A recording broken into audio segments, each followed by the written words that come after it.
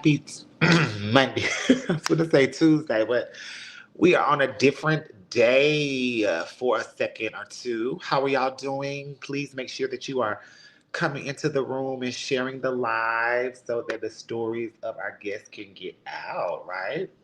What's going on? How's your Monday? How's the beginning of your week? Talk to me. Where are you calling from? Hey, Bishop. What's going on?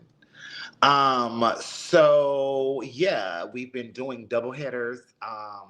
Many of you know that we are closing out our this platform, and we have our final 40. And I believe this one is number 63. And so we definitely can't wait to converse with Neaundre tonight. And on tomorrow, tune in. We have the big, the bold, the beautiful hurricane herself. Katrina will be joining us a week before her return to the NBU stage. So make sure that you are tuned in to Katrina.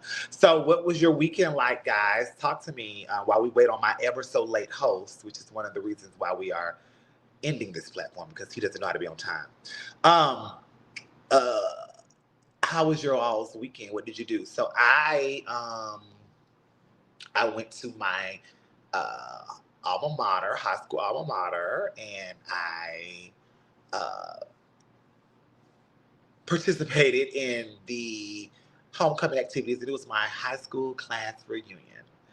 So I went in with so much anxiety, but it was a great moment. Hey, Granny! Shouts out to the Amelia Black. Always can check her interview out on our YouTube channel. So yeah, I went in with so much anxiety, but it was listen. We sometimes put ourselves in situations that are just so totally unnecessary. Our mind is the mind is such a weird thing, and so yeah, I had a great time. I don't know if you all know. I talked about this sometime. I graduated. She was actually my cheerleading coach with Alabama State Senator Katie Britt. She was Katie Boyd before she was married. And so, like, we lived in the same neighborhood. We were on the same cheerleading squad. Was involved in some of the same SGA stuff, all of that good stuff. So we were relatively, I would say, we were friends growing up. And I'm not going to say it's interesting to hear her views because I did grow up in southern Alabama. Bible Belt, white bread. So to hear the things that she says, I'm not really shocked, but I kind of am, if that makes sense. So I was wondering how I would interact with her this weekend, or along with, so a lot of us were wondering how we want to interact with her at the reunion. But believe it or not, she was just very, very her true self, how she always has been when we were growing up and all of that good stuff. Now, what was so interesting is you would have thought that she was Trump because she had like 8 security guards and Secret Service men around in each point. So I don't know if she brought that along because she didn't know if somebody was going to jump her, or if that's just policy for senators. But she literally had like anywhere from like 5 to 8 security guards around her. Or in the section. So it was good for one reason because when it was time for us to go sit in the game, they cleared out the section for her, but all of us. So yeah, and then from there I went down to Tampa for Baddest Bitch in GQ pageant. I was asked to judge and perform down there. Nebo will be here when he gets here. And oh, Tasia, I gotta inbox you. And so I went out there for that, and it was a great time in Tampa. Shouts out to Armari and Mulan for hosting a great pageant down at Disco Pony. Shouts out to my promoters, Derlin, as well as Kareem, for always taking good care of me and all of that good stuff. Here is my late co host. Thanks for joining us. Hey, how are you? I'm good. And yourself? Just dealing with allergies and rushing, but I'm okay. You're dealing with allergies and you're rushing. Yeah, I just had a busy day. I'm sure you know you was traveling today, so I'm sure you understand. But and my allergies have been, I just have bad allergies already, and it's like the ragweed and the pollen is really, really high right now in Texas, so it's really bad. So I've just been Oh, dealing with that. oh, okay. How was your weekend?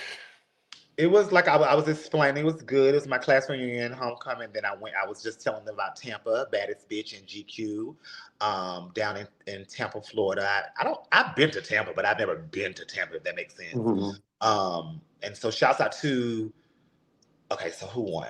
Titan Royal. Titan Black Royalty, I believe that's his name. Or it might be Titan Royalty Black. You know, I'm big with people's names because I hate when Jim Flake mess up people's names. So I don't want to mess up anyone's name. I believe it's Titan Black Royalty. But if it's not, it's Titan Royalty Black. He won for the males for the GQ. And of course, Melissa Plastic Hilton won for the Miss Plus. Is that Titan Marlon from Baton Rouge? Is he from Yes, Baton Rouge? yes. Oh, I didn't know he was even in the contest. He was Okay. really good too. He was really, really good. It was a good contest. Well, shout out to him. I didn't Um, know that. and so it was a very good contest. Great atmosphere down there in Tampa. The highlight of the night was to see Grandpa Jalees. And so of course, and Angelica said such. I didn't expect this. Said such great words and spoke so much into me before they introduced me I for my saw number. that. I actually saw that. It was really nice. And so it's always good to from hear your idols. They say you never should meet your idols, but I don't believe that because she's definitely mine, and I'm glad I met her. She has taken me through some times and helped me. So it was a good time, and then yeah. So that's all. Like I said, I was telling earlier, we're in the final phase with the final 40. And so Neaundre makes 63. Tomorrow will be Katrina with 64. And then other than that, this weekend, I don't. Do you have anything going on this week? Or what did you do this past weekend? I know it was. Yeah, it was Did y'all homecoming. win? Yeah, we did. It Okay. was just homecoming events, so it was just a whole lot of. We had just a whole lot, but it was cool. I'm glad that it's over because homecoming is fun when you just go and you just enjoy it. But when you're a part of a steering committee and you have so many pieces, you're all over the place. So it was just a stress. But this week, the stress shifts to Mr. and To Miss Miss Texas at Texas. large. Yeah, Yeah. I wasn't booked at this red carpet, y'all. Yeah. Well, you were not, but it's also that this one is on two different. It's 3 nights, but Miss is Thursday night, not Friday night. Mister's final night is Friday, which normally would be opposite. So that was a change that had to happen. But No, yeah, that's so we're perfect. just focusing on that. So if y'all are in this Houston area this week, starting on Wednesday, we do have Mr. and Miss Texas US of A at large, Miss Gay Texas US of A at large, and it's gonna be a great contest. Like it's gonna be an amazing contest. We have 15 young ladies and 18 guys. So it's gonna be a yagent. So I just want that. I hope that if you're in the area, you come check it out. And I love the fact that people we tend to get to this place where we think that pageantry is dying, and because it becomes an overload of drama and cheating and all the things. So it's refreshing when you see that there are people that still want to jump out there and still believe in it. So you just try to do all you can to like make sure that it's not in vain and that it actually it comes to fruition. So Well, that's what we're working on. I just hate that, and we'll talk to Neandre about this. He's been around long enough, and I know he has opinions about this. But I don't think it's dying. I just think that people are investing in other stuff that they feel Yeah. more is a profit on or what have you. Because clearly it's not dying. Y'all are Yeah. creating a new pageant every week. Yeah. It's not And that. people are actually competing in them. I just think that a shift has happened. Maybe the desire to be these titles are not as big as they were when we first came out and Yeah. beyond and before. But shouts out to the 15 and to the 18. And speaking of pageantry, and I definitely want to talk to Neandra about this as well. Last night was such a great pageant, positive, everything was good. And then, of course, at the end of the night, one of the contestants' money was stolen. That's Um, so ridiculous. $800. Hey, ma, and that. That's Why do you sad. all come to events and to functions and take from people that work? And this particular person, I'm not going to say his name until he says his name, their name. But this particular person, everyone knows, is sweet as pie. Will give you the shirt off his back. Would have gave that person or whoever those people stole the $800, and to see that Wow. his moment was ruined after such a great viewing and a great night, that broke my heart. And I'm more than sure that it did something to to his team, and as well as Amari and Mulan, because it's Yeah, their it's function. their So we pageant. have to be mindful. If you're a part of that and you feel like you have to survive by that, just stay away. Stay away. And I know you're Yeah, not going to, but it's too many instances in these events where monies and hair and jewelry and gowns and licenses, all this stuff is just coming up missing from people. And it's just not fair. It's not fair to people that are hard-working citizens. No one is doing what yeah, they were doing 20 years ago to do these pageants. People have to get up and go to work and work 8, 10, 12 hours, sometimes 16, yeah. stressing just so they can put that extra stone on their stuff. And I just really, and I don't want to get on a soapbox about it, but I just really hate that for that particular person or anybody, but specifically him, because he would have given them the $800. Yeah, but that's also why promoters have to put more emphasis on securing the dressing room areas. And people think that you're being mean when you say one person per contestant, and you can't have all these people back here, get your dancers from back here, get this. That's real because everybody's stuff is all over the place, and it makes it easier to identify who could have possibly done something. And I hate to say this because I'm a former dancer also, but when you have all these dancers, you don't know what these dancers are capable of doing. You don't know what no one is capable of doing, and you have them Yeah. all back there. So you have to be very mindful. We have to start securing those areas. With Mr. and Miss Texas, we're very serious about it. Like, we're very big about who's backstage, and we have people all over the place watching everything because we don't want that, because it jeopardizes the integrity of the pageant. Yeah. Because, like you said, Amari and Mulan, they have to feel some kind of way because they kind of probably feel like they have to feel convicted, like we got to do something, or we should have done something, and it's not fair. Yeah. It's not fair. But Well, also, before we bring on Neaundre, I want to give a shout out to all of those people in Houston, Texas. We showed up last night. Governor Greg Abbott signed an order and had them to paint over in all gay communities in Houston, Dallas, Austin, San Antonio, and El Paso the crossing street thing where all the gay flags are at. And we showed up and we protested in a big way. They were gagged because they thought they was gonna pop up at 3 a.m. while we were all asleep. And but everyone got the memo, and we took it to the streets, and we really, really did our thing. So I really want to give a shout out to the people of Houston. Giselle, Giselle had on her costume on what she wore at the show because she almost missed it, so she hid it out to go to the protest and her costume from the show. But we were there and we did our thing, and I saw that Austin did their thing and San Antonio did their thing. Also, I haven't seen anything from Dallas, but I'm sure they did something. oh, But yeah. shouts out to the Texans. And also before we bring Neaundre on, if you are in Birmingham this weekend for the Match City Classic, the biggest HBCU classic, come and see me this Saturday at the Owls. I will be performing. But also Oh, November the 3rd is the Green Party. No, you do not have to wear green, but please be in theme. It's Flames, he, she, we battle with the guys, Alphonse, Jeremiah, Keontae, as well as Exotic. And then with the girls, Amaya, Kamaya, as well as DeAsia will be battling it out. A great lineup with myself, Lee Dore, Saria, Nicole, and I think Rico Chappelle will be there. So get your tickets. Flame doesn't know how to count. So she said that she was about to run out of tickets, and they're gonna find out there's a whole another hundred and something available. So make sure that where you rush us? We got ours that when you sent it to me. when I say yeah, because she was like, it's only 60 tickets left with some child. Now it's like 100 and something left.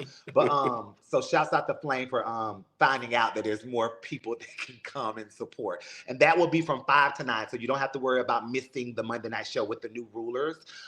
You can go grab you a snack or whatever and go straight over there to the Heretic and party with the rulers. But I don't want to hold our guest any longer because he's made it very clear he's been on a 10-hour flight with no crew. Yeah, He he's has his tired. julep and he's out of his rollers and he's ready to chat for an hour or so with us. Definitely want to dig deeper again. So let's bring on the icon himself, the mouth oh so sarcastic, Neaundre Bonet. What's going on, Nebo? Okay, How so are you? Hey, I'm good. I am. I'm here. What's Girl, wrong? he I'm girl. tired. The type of day I had. So He's Okay. hey, been through a lot. Okay. Okay. Let's jump in. Well, first but of I'm all, here. thank you. Thank you for giving us this time. We were trying to get you since last year because we understand the impact you have on so many of us and in this community, your contributions. But I wanted to get you after we talked to your daddy, the hierarchy. So he's out the way. So now we Yes. have you. So thank you so much for coming on. Aside from your hectic day, how are you? I'm well. I have no complaints. And if I do, they are probably just going to be given to Jesus. So don't.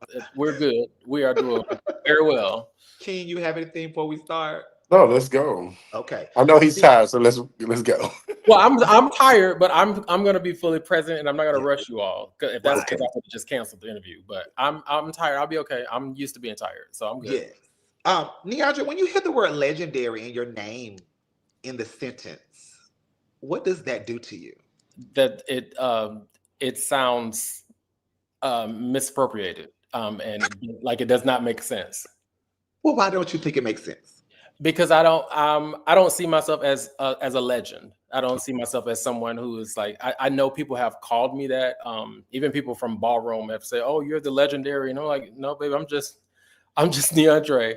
I don't see myself as all of those things. I don't know why. It's just not. That's just not. That wasn't something that I was out for. It wasn't something I aspired to be. So I'm just me. Okay, with you not seeing yourself as that, do you accept the fact that others see you as that and others respect you as that? Absolutely. So I'm not going to I'm not going to disqualify myself from someone seeing me as that way. I just don't see myself that way. I'm okay with someone else seeing me that way. And I appreciate it wholeheartedly because I mean, for the reasons that they see me that way, I absolutely appreciate it. Okay, gotcha. So take us back. We know you're not that old, so it's not like we're going back to the 60s or 70s. So take us back to life for you growing up. How was Neaundre's life? What did you do? What were you involved in? And how were you as a kid, teen, and all of that stuff? So this sweatshirt tells it all, baby. Half Half good, hood, half half holy. yes. And the bottom says that means pray with me, don't play with me. Okay. I need that. Well, I don't know. I wasn't hood. But no, I really am from the hood. I'm from the projects. I Okay. came up on food stamps, welfares, all of WIC. We ate the government cheese, cheese toast sandwiches. I played curveball. People got shot 3 doors down, and we went to sleep and got up and went on to school. I'm from the hood, the real hood, the projects where the walls and stuff were made out of concrete brick. And there was no AC, and we had the box fans in the windows. Lakeland, Florida, the bricks, baby. I'm from the projects. Okay. So I grew up in a domestic violence filled home. My mom was from man to man to man to man, and all of them was whipping her ass. And we ended up leaving Lakeland, running to New York, her running from a man because my uncle was there. So when we got to New York, we got settled in, everything, we're all transplanted. Me and my baby brother, we're transplanted to New York. He finds out we're there. He comes up there. She takes him back, as she always does. So now we in New York. We went from Florida, her getting her ass whooped, to New York, her getting her ass whooped. So we run again back to Florida. When we came back to Florida, he came back again, and she took him back again. So by this time, my aunt stepped in, my great aunt, her aunt really, stepped in. And that's where I kind of went shifting from household to household. I was at my mom's house. Sometimes I was at my aunt's house. Sometimes I was at my great grandma's house. I went between those households until I guess all my mom's, domesticated issues with all of these various men. I would say probably got the best of her, and she got strung out on drugs. But before she got strung out on drugs, she decided that when I was 12 and my brother was 10, she would have another baby. And so when she had that baby, she successfully had the baby without the drug thing. After she had the baby, she went back into the streets, and the streets became her life. The drugs became her life. The baby became my life. Okay. So from 12 to about 16, I had no childhood. I was raising a child. So I would go to school. She would have him while I was at school. And when I came home, he was mine until I went back to school the next day. I danced in Martin Luther King parades. I danced in the step shows and all this kind of stuff. Did all of that with my baby brother in the stroller with me going everywhere. Wow. Yeah. And it was so bad, but it was so bad to where he was, because he was such a, he's so young. Yeah. He really thought that I was his parent. So there were times where I would come home from school and she would be sitting there like, I don't know what's wrong with him. He won't eat. He won't do anything. And I walk in, pick him up and just feed him. He'll eat from me, but he wouldn't take food from my mom. So it was that kind of, rushed into being an adult situation that happened. Did you ever feel like you were robbed of it? during that time? Did you ever feel like you were robbed of things, or were you still? Oh, absolutely. But I do believe I definitely got robbed out of my childhood. But I think that if I would not have been robbed, if I would not have had my baby brother, he would have he stopped me from making a lot of decisions that would have made life turn out a lot different than me because of the people that I was hanging with. I hung with these older sissies that were, one of them was like kind of my mentor. I looked up to him. I thought he was just the T. Number one, he was the only openly gay man that I knew. Um, he was super, super gay, and nobody would mess with him because he would whoop your ass. So he was respected in the community. And so I looked at him as like, bitch, that's my icon. Like, he could be himself and nobody's gonna mess with him because he gonna tear their ass up. And he kind of took me under his wing. So I became friends with him. Age gap is huge. I'm like 14, 15 child. This man is like 19, 20. So him, and then another one of our friends who was probably 2 years younger than him, named Tim. I was hanging out with them. The bad thing about the one that I really, really looked up to, Dion, God bless his soul, he left us a couple years ago, was that he was a party guy. So he would, go to the clubs, and he was sneaking me into the clubs. Go to the clubs. He was drinking, he was smoking, he was doing drugs like snorting cocaine and all of these types of things, whatever. So I never went down that path. And then Tim was right behind him, but Tim was the problem. So Tim thought that if we were friends, then, this is the 90s. If we was friends in the 90s, y'all know what friends did in the 90s. You dressed alike, bitch. You got your black Tommy, you got your white Tommy, you got your gray Tommy. We got on our Tommy Hilfiger shit. But we ain't had no Tommy Hilfiger money, though. Oh, so how did you get it? Pull up to the store, they run and snatch that shit and jump in the car. Off we went.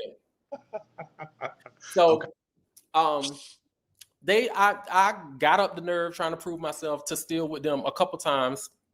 But that's why I say my baby brother really stopped me from making a lot of decisions I think would have landed me. Because I got away with it a few times, but bitch, they was in and out of jail. In and out of jail. One of them is the one that's still living, is still in and out of jail for the same damn reason. Here we are 30-some years later. This man is still doing the same thing. So he stopped me from going down that path.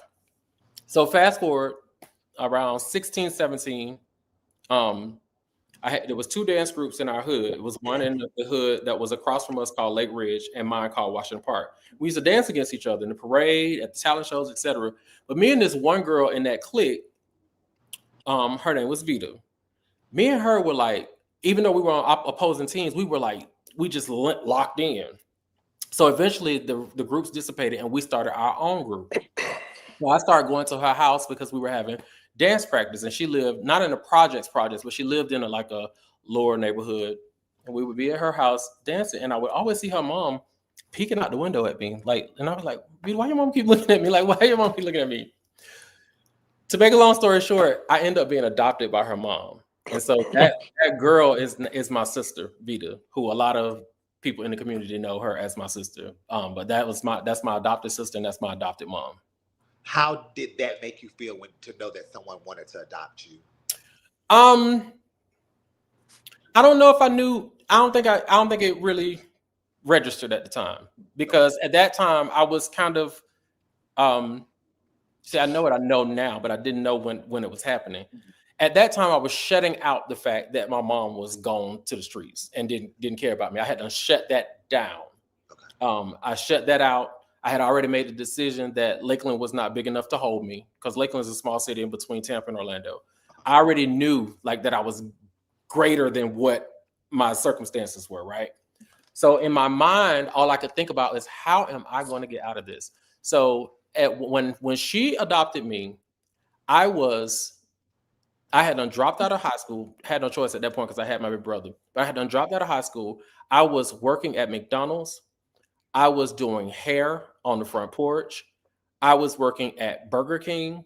I was working at a telemarketing company, all at the same time. All of that at the same time. And I was in hair school. So my day would look like me waking up at 5 or 6 o'clock in the morning to do as many ocean waves as I can before I had to be to McDonald's at 9 o'clock. And I would be at McDonald's until my 3 o'clock theory class started at my hair school, and I would be in theory class from 3 p.m. to about 11. Then I would go to the little call center and call and ask people if they wanted their carpet clean. I'm seeing a trending pattern 30 years later. Oh, oh, absolutely. It's always been a grind. It's always been a grind. Okay. Grind. And So what happened real quick? What happened to your brother when you were adopted? So eventually he also got pillar to post. So he got pulled over to my my aunt who took me first. Mm-hmm. And then eventually he ended up with his cousin, his dad's niece. She ended up taking him in. And then he ended up back with my mom at some point, and then back with my cousins on our side of the family. So he kind of went all over the place as well. But you stayed in contact, right? I did stay in contact with him. Even further on down the line, when I finally went back to school, grew up, got my GED, and moved to Orlando. Gotcha. Okay. And then I walked into some different stuff. Okay. So go back to your mentor. Although he was older than you and he could have put you in a position where you went down the wrong path. What is one thing that you learned from him that you still to this day implement in your life? So a couple things, actually. So Dion is, and I'm still close. I'm very close with his family. I'm still very, very good friends with his sister. One of the things that I used to like about Dion is that he would always tell me, like, "You're not like us." He would always say, "You're not like us." And Dion is actually the person who introduced me to Jaleese. Oh, G5. Y'all do know Jaleese is also from Polk County. I didn't know that. Yeah, I was just with him last night. Yeah, Jaleese is from Polk County also. He's actually from where my great-great-grandmother, the Cherokee Indian folks, all of them down there in Lake Hamilton. And okay. He really from the boonies. So Haines City and all that area. Okay. But yeah, he used to tell me that you're different, you're not like us. And sometimes they would exclude me for that reason.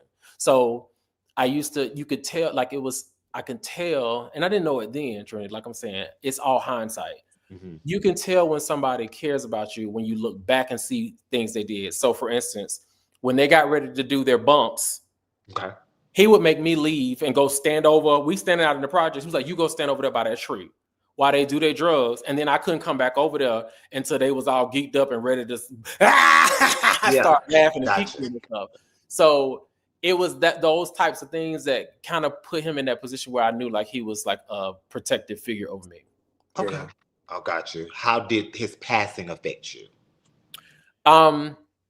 So I had just landed from South Korea and I got the text message that he passed away.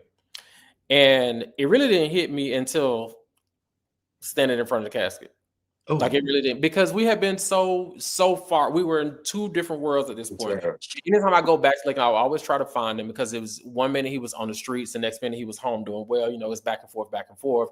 Then one time he had moved to New Jersey for some boy that he met, which was unheard of because that wasn't his thing. Then he ended up back in Lakeland. So when I first found out, I think I was just initially shocked and just, I don't know, it just really was like, wow, one of us are actually gone. And so all of us were like, that little clique was there at the funeral. Well, not the funeral. All of the clique and stuff were there at the family night. I flew down for the family night. But it still didn't hit me until I saw him in the casket, because I'm the only one out of all of us that went to the funeral.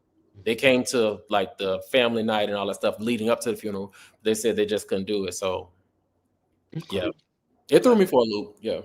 How is your relationship now in 2025 with your baby brother, the one that's 2 years younger than you, as well as your mother? So my biological mom and I literally just fixed our relationship in 2022. Okay. So, and what that took was for me to give her an ultimatum. I sent her a message on Facebook and I said, I need you to, because the thing that I hated about her the most was that she always treated me like, because she's very smart. She is extremely smart. I'm talking about functioning addict level. This lady was hooked on cocaine and earning degrees at the same time, simultaneously. Mm-hmm. So what I told her was like, you have to stop thinking you can outsmart me. Like she would tell me all these fantasy stories and stuff. Oh, I'm doing this. And I'm like, girl, you are lying. Like, girl, you're lying. Like, stop it. So, and she just kept saying, okay, we're going to do this. We're going to do this. We're going to do this. So finally I sent her an ultimatum and I said, hey, I'm going to set this meeting for us. I'm going to meet you here at this time, at this day. If you don't show up, consider me dead. Like, I will not exist for you anymore, ever. We will never speak again, period. And the place that I chose was a place that she used to take me downtown Lakeland called Silver Rain Cafe. It was a Cuban sandwich place. And I went and she walked into her little flower dress and she sat down and I had to talk to her like she was somebody off the street. And I had to just basically tell her, before you get up from this table, in order for this to work, you are going to have to admit to me that you do drugs.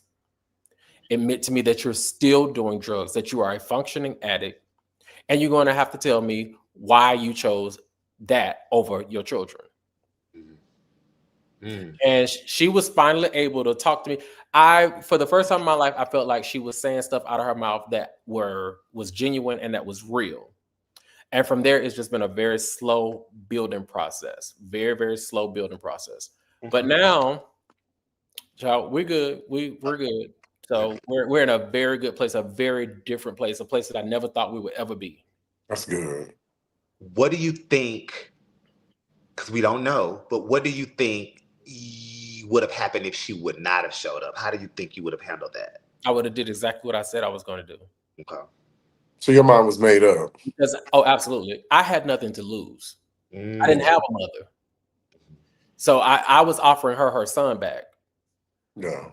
I didn't have a mother. So I was good with that. I actually had found an alternate mother. So if she and I didn't have a relationship, because she can't do anything for me at this point. As a matter of fact, I'm taking care of her now.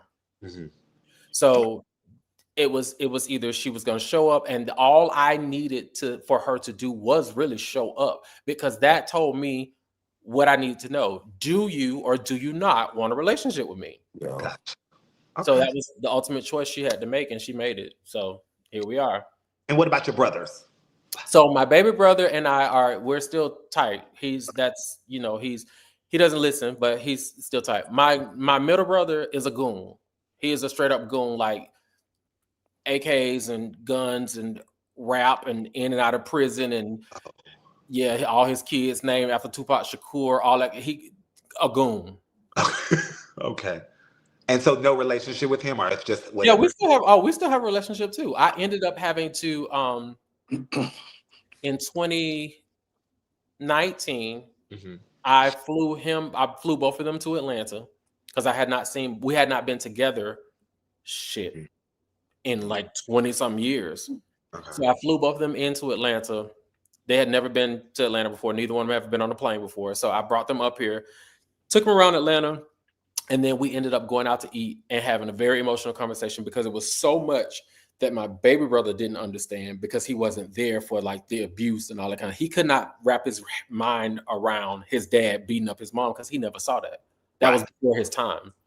So, we had that moment of all three of us. I'm still closer to my baby brother than I am to my middle brother, because my middle brother is just batshit crazy. I love him to death, but he feels like the world owes him everything. So we'll never really get like there, but I still love both of my brothers, and we have our group chat that we talk in and everything, but we cool. Okay. And how's everything with Vita's mom, your adopted mom? The same. Okay. The same. They actually, so my adopted mom and my biological mom now live 1.5 miles away from each other. Oh, wow. And I still don't tell the other one I'm there to see the other one, because I did it one time. Dealt with both of them in the same day, and God help me. It was a lot? It is a lot. Both of them are a lot. It is a lot. They expect a lot. That's why when I go home, I go and I'm there and I'm out. I can only take them in small places. And they're still in Lakeland? Uh-huh. Okay, gotcha. My whole family is still in Lakeland. At what time or what age did you realize that you liked the same sex? Probably around, I'll say around 7 or 8. Probably around 7 or 8 years old. Yeah. Okay. Now don't get it twisted though. That's when I realized that I was attracted to men as well. Okay. because I had lots and lots of girlfriends going through school. Mhm. And and had the most gorgeous girlfriends, and all of them are still my friends on Facebook to this day. And I'm still attracted to women. I still think some of them are attractive. There is a young lady I just worked with on a project a few weeks ago, and she was sitting down. We was at a conference table. She was sitting down at the conference table, and I was like, "Oh my gosh, she is!" I'm like in awe of how beautiful this girl is. I'm not like, "Oh yes, ma'am, bitch, you sickening type beautiful." Like, no, bitch, like, "Oh my god, you are beautiful." Like I'm literally attracted to you. Um, yeah, so she was. I have attraction to males and females. So, with your attraction to females, is there something that you may try for children one day, or could you see yourself marrying a woman, or is it No, simply a surface attraction? no, I mean, it's a surface and sexual attraction. I mean, I've had sex with women before. I had sex with women before I had sex with men. Mhm. But um, what what sustains me is sex with a man, not with a woman. Okay. And no, I don't see myself ever marrying a woman. That I don't see myself ever marrying a woman, but there's a lot of stuff I didn't see myself doing. But but I don't see myself marrying a woman because I don't think that I would allow myself to go into a relationship with a woman, even if there was like, I mean, I know there are those scenarios where women have the understanding and all that kind of stuff. Baby, I can't even manage the male to male, so I definitely ain't gonna manage All them emotions and yeah, stuff. all that kind of carrying on, Yeah. and then yeah, and Yeah. then King, you got anything, King? I was just kind of wondering, what is your well, have you ever had a relationship with your father throughout all of this and at any point? so well, okay. So I did not know who the father that I knew. The father that I knew was the man who was beating my mom and my brother's fathers. He's the one that took care of me, and he was there when I became old enough to know what a dad was. Mhm. As I grew older and realized, like, okay, their last name is Cooper, mine is Cody. Why, the differences, and start asking questions and stuff. Then I realized that my dad was someone different, and apparently this man was right before him, and he was supposed to be my dad, and I had never met him. And the thing that they told me is that he was in West Palm Beach, and in my little mind, my little project boy mind, West Palm Beach was worlds away from Lakeland, when in actuality it was a 2.5 hour drive. Mm. But in my mind, I was like, oh wow, he lives in West Palm Beach. To me, that sounded amazing because I'm just from this little small town. So I turned 18, and at the time, Ricky Lake was all the buzz, right? Yes. I remember when everybody used to find out who their Yeah. dad was through Right. the search thing. So Mhm. I used the money from my very first paycheck at after I graduated high school to purchase the 1-800-USA search thing. And Mm. they found him. So I reached out to him. He asked me, Oh wow. he agreed to come up to Lakeland and meet me. And I remember um, I just remember when he got out of the car, he walked up and he looked at me and I looked at him. And the first thing I said was, "That ain't my damn daddy." That's What? the first thing I said. The first thing I said to myself was, "That ain't my damn daddy." So anyhow, we met at Denny's in Lakeland, Florida, on South Florida Avenue. It's still standing to this day. We go in, we sit down, we talk. He's telling me why he wasn't a part of the birth certificate. He didn't sign my birth certificate because he didn't know if he was my father, blah, blah, blah. And then he asked me, well, what do you want from me? Because from my understanding, he had 4 other children. He had 2 girls and 2 boys, and he had a successful cleaning company. Like, I mean, like majorly successful, where he was doing like the high rises in South Florida and stuff. And I guess he assumed that I wanted something from him. And he said, well, what do you want from me? And what some may know me as Quiche came out. Quiche came out. And Quiche told him, bitch, I don't want a motherfucking thing from you. I was trying to see who the fuck you was. And I don't believe your ugly ass my daddy any motherfucking way. And I threw a $10 bill on the counter because I had ordered a hot chocolate. Threw the $10 bill on the counter and I walked out. He came up behind me and was like, wait. I ain't mean to offend you. I was like, oh, you didn't offend me. I'm just trying to understand why would you ask me what do I want for you? I was trying to figure out who you were. I said, but I don't believe you, my dad. So we end up going down the street to where my mom was working at this time. Remember, I told you she was a functioning addict. Right. This is one of the times where she had this night job as a concierge at this high-rise building, and she was in college at the same time. We go, I call her and I said, I'm with this man. We're coming by your job. This hoe had the audacity to come out the building and stand there and start flirting. So I left her and him standing on the side of South Florida Avenue and got in my car and went home. And I haven't seen him from that day to this one. Wow. So I never believed that he was my dad. And I'm gonna tell you why. All his kids look just like him. He showed me pictures of his girls and his boys. They all were slender. They were all dark skinned. They all had this little pointy nose like him. He was extremely tall. He's probably like 6'3", 6'4". He's tall, dark skinned. He was attractive, a handsome man, but he just very dark, very black, very African. And from then until March of last year, 2024, from then until now, until March of last year, I said, that man is not my damn daddy. Well, I did ancestry DNA. And they said that I am 68% Nigerian. Oh. And I said, that ugly ass man is my daddy. Did you call him? No. Okay. Oh, no, I did not call him. Okay. No, but I now believe that he's my dad. Because I told my mom, I was like, you don't know who you was fucking because that's not my daddy. And she was like, I'm telling you, that is who I was messing with exclusively until I met your brother's dad. She was like, that is your dad. And so now I believe he is my dad, but I don't really care. Okay. Gotcha. So we learned a little bit about your upbringing, your childhood. When and where did Neaundre come about? Okay. So the name Neaundre is actually my cousin's name. Okay. My cousin's name is, well, his legal name is Neaundre, but nobody called him that. They call him Bam Bam. Okay. And the reason they call him Bam Bam is because he fought everybody. He used to beat everybody's ass. So he had a reputation for beating people up. So he got a name called Bam Bam and it stuck. But I always thought his name was so interesting. I was like, Neaundre.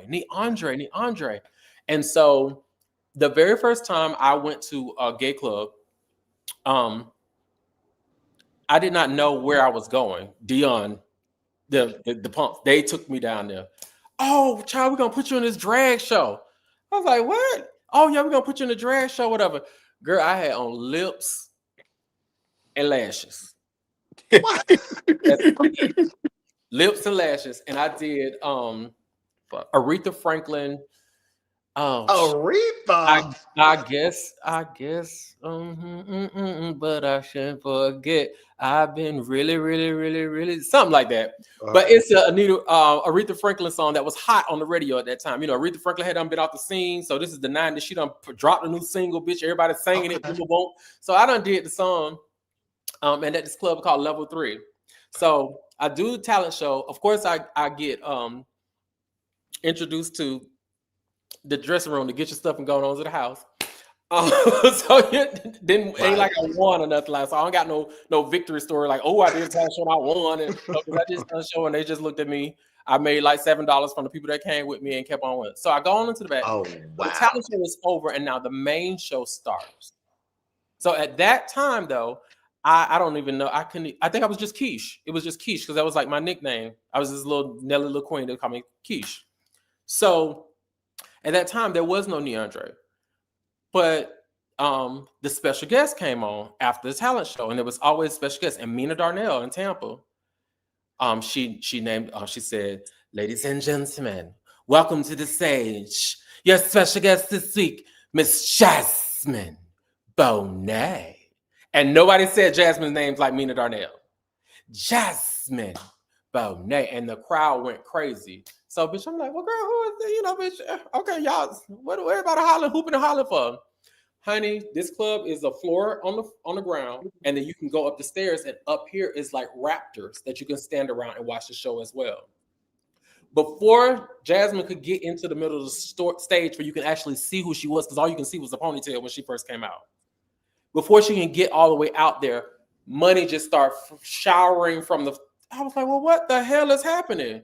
So she makes her way to the spotlight, and then she's got these cones on her breasts, and the breasts start twirling, turning in a circle. There's these metal cones, and then the red light pops on, and she did Red Light Special by TLC.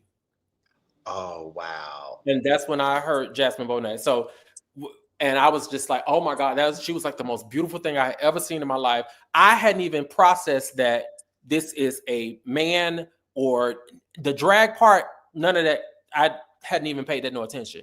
Okay. I was inundated with her artistry. That's what she took me all the way there to me. I was like, oh my God, I wish Janet Jackson would do, because I loved Janet Jackson when I was a kid. Right. Like, oh God, I wish Janet Jackson would do something like this. Like, it was amazing to me. So when we left the club that night, I started trying to understand what Jasmine Bonet meant. I was like, okay, I heard the name Jasmine, but what is Bonet? Like Bonet. So I'm in thesauruses, because I've always been a nerd. I'm in thesaurus, I'm in dictionaries, I'm everywhere trying to look it up, trying to figure out what this name. So I ended up finding out that it was a French name. So I started. So I took my cousin's name, Neaundre, and at the NEA, I added an accent mark, and I said, oh, my name is Neaundre. I'm French. You just gonna make you up something. I was like, I'm French. My name is French, Neaundre. So when I started coming out and meeting all the peoples that I was meeting in the gay scene, I was like, oh, my name is Neaundre. I'm French. You know, like Jasmine Bonet, like her name is French. And people were like, huh? I'm like, yeah, Bonet is French. And they were like, oh, okay. Look at, and I can see you. Oh, you didn't know? Yeah. That's all. Like, what you? Oh, yeah, Bonet is French. Like, oh, y'all don't know that? Girl, y'all thought y'all say y'all knew Jasmine. But when you saw her, because you was just quiche with lash and lips, right? When you saw her in that moment, or maybe after, did you feel like, oh, maybe I can do this? Did that even cross your mind? No, so drag was never even that wasn't my idea. That was their idea to put me in drag, because they felt like I would be the one that was bold enough, I guess, because they all wanted to do it. Oh, baby, they did these shows at the time. I didn't know what the fuck they were doing at the house all the time. They would all be dragging and stuff. I'm like, what the fuck are y'all doing? So, but they didn't have the courage to do it. So they figured, oh, bitch, Keisha do it. Okay. Well, yeah, they thought she was gonna be the guinea pig. Yeah, because I danced in talent shows, I danced in parades, I played piano recitals. They already knew like I did all this stuff on stage. So they were like, oh, we just throw you out there. And I was like, okay, cool. So the second time we go down there, I decided that because I seen a boy do a show. And I was like, oh no, I'm gonna do a show as a male. And I bought these big balloon pants and this huge shirt. You know, that's all the craze, the big Gordon Gartrell looking shirts at the time. I did that type of a look, and I did H-Town knocking the boots. Okay. When I tell you they had swarmed me, and that's when Neaundre was born in Tampa. How old were you? I was 17 at the time. Okay. So you were living with Miss Vita at this time? Yep. Okay. All right. Yep. So how did Bonet become your last name? So, well, we know why, but take us through that. Long story, because it sat for a minute at just Neaundre, and then my original parent, my original father, was Dantes. Dantes. Mm-hmm. Oh, Dantes. Okay. Yeah, okay. Yeah. So Dantes had already married into the Bonet family, because at the time he was dating Juwan. Right. So this is the little clique in Tampa that kind of like just sucked me into the gay community and stuff. Okay.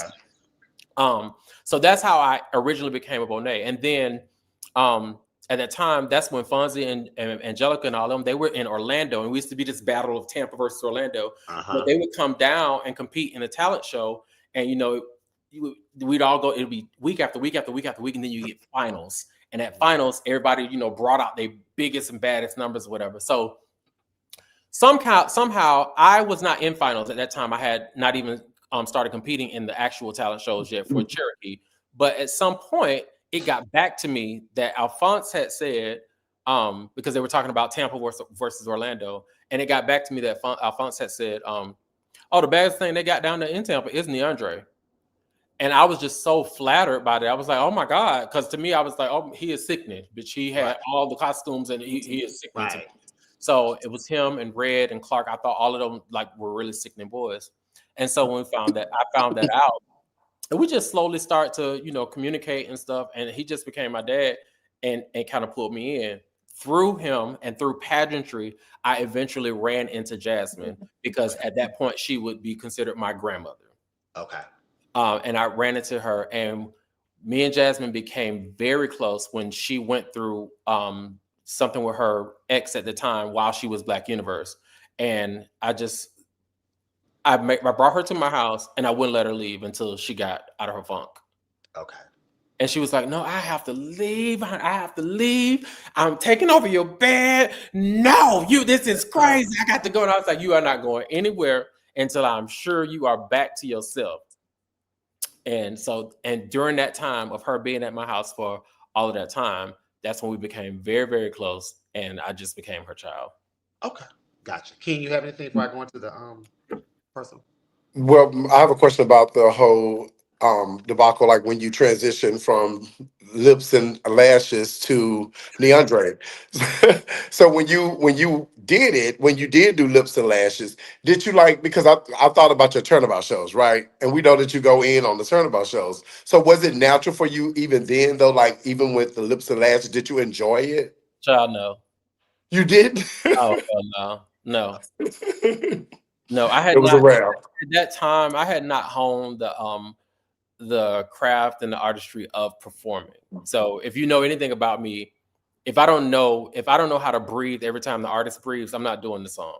Mm-hmm. I don't give a damn if I do it 4 years late. When I do it, if he breathes in or if he sneezes, bitch, I'm gonna be on every word. Gotcha. So I didn't understand artistry that way then. That's the only reason I'm able to do drag the way I do drag is because number one, I do songs that I can truly speak to, or that speak to me rather, and that I can truly testify through. That's why I always normally do gospel. Mm-hmm. And number two, I have to know every breath. If I think I don't understand one of the words, I'm not doing it. It's just not. It's not an option. Gotcha. So let's get to know few questions personally. Your favorite color? Black. Black. Particular reason? Are you just proud to be black? Well, I am proud to be black. I don't know. I've always loved black, just black everything. Okay. If you could come back as an animal, which animal would you choose to be? Come back? You mean come back as Come back to live as an animal? An animal? Probably a eagle. Okay. Soaring. Mm-hmm. Okay. All right. Aside from your birthday, your favorite holiday to celebrate? I really don't celebrate any holidays.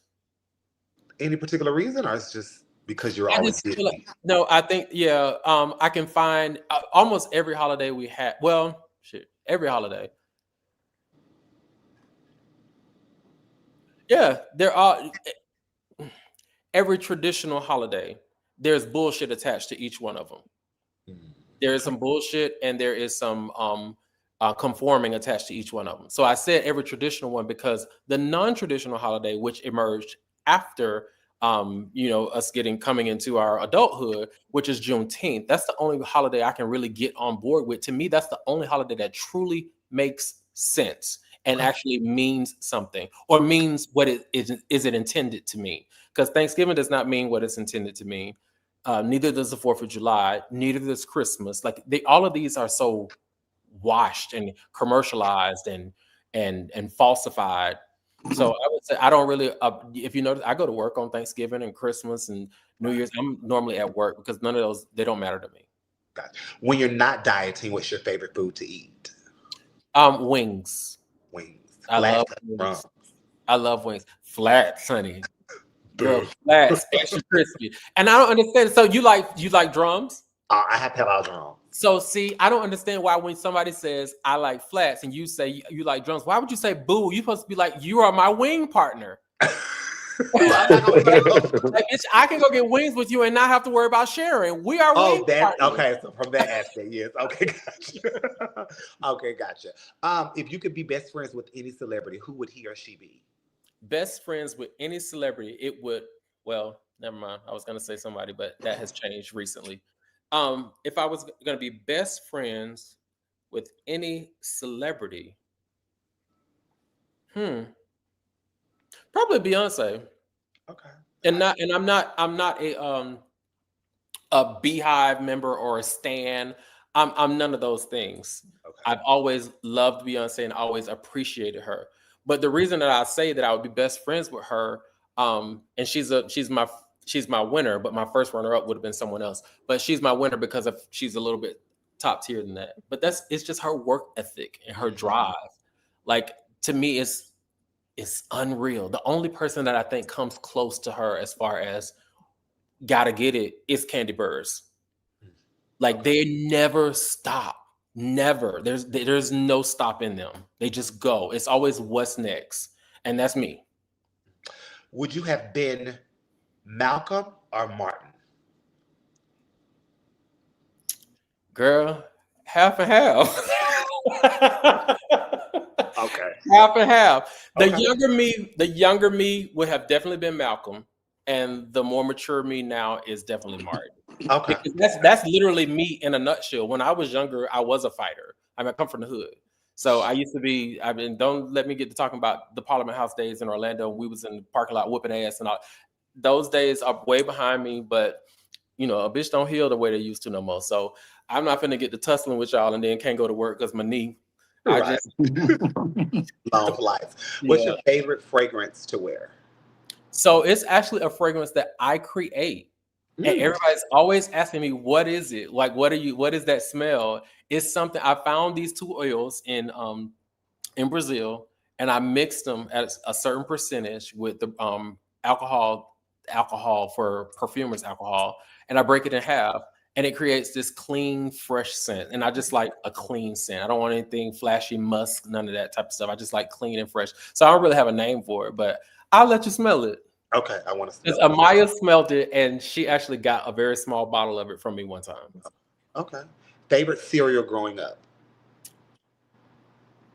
Growing up, after we got off WIC. Or during? Because when we was on WIC, bitch, it was King Vitamin. King Vitamin. That's all you had. So that's your favorite cereal. But once we started getting a couple of extra food stamps, then it was Fruity Pebbles. Oh, yeah. Got to eat it, but you got to eat them before they. Or either it's gonna be too soggy. Yeah. Who would you deem is America's TV dad? Bill Cosby. Okay. Well, some people. All things considered, he is still Dr. Huxtable. Okay, gotcha. Yeah. That is definitely true. What are 3 things that you can work on about yourself? Decision making. Unbeknownst to many, I have a horrible problem with deciding things. I do not like a lot of options because every time an option, like, I'll tell you one thing, if you go out to eat with me, if we go to a place, you know how they have those sports bars, and the sports bars try to do a little bit of everything. They got pasta, they got steaks, they got chops, they got wings. You gonna get it all. I'm overwhelmed. So okay. I'm not even gonna order, baby, just bring me some French fries because I ain't got time for this. Okay. I get overwhelmed with choices. So decision making. Number 2 is procrastination. Okay. I will, especially if it's nothing urgent or it's just something that I want to do, I will put it off until I just get ready to damn do it. So there's a lot of things that I procrastinated about. And then the third thing that I say I can work on about myself, and this is something that I have worked on about myself, so I don't think I'm where I used to be with it, but that would be my tact and when I speak. So life has definitely taught me to do more listening than I do talking. Okay. And now I do. Okay. So when I speak, it's because I've already listened. Okay. You've thought about it. Yeah. I don't think about it. And I'm Still telling work. you, I'm telling you when I speak, I'm telling you what I've heard. Okay. Still working on that. Yeah. What's that? What pisses you off? Liars. Okay. I hate when people lie, especially when there really is no real good reason to lie. There are reasons to lie, but there's no good reason to lie. But I just hate when people lie. I don't understand that. I would rather you tell me the truth, piss me off, hurt my feelings, or make me never talk to you again. But I would prefer the truth because eventually the truth is going to bubble its way to the surface. So all you've done is prolonged it, and now I'm angry about whatever the truth may be and the fact that you lied about it. Two-part question. What makes you cry, and when was the last time you cried? When was the last time I cried? Ooh, honey. Girl, I don't know. I'm probably due for a good cry.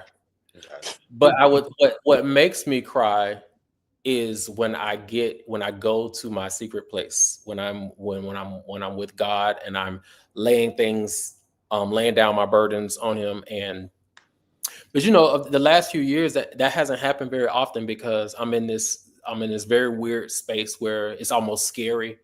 You ever been in a space where things are just going so well and you're so You're like, I know satisfied? something to happen. Yeah, you're so satisfied with how things are, and you're so satisfied with what you've done and how you are moving through life, and you're satisfied with the person that you've become. You're satisfied with the people that you help. You're satisfied with how much you give and that type of thing to where you're like, okay, what's about to happen? Because it's just suspicious. It's like, oh, this is just too clean. Like, Yeah. what's gonna happen?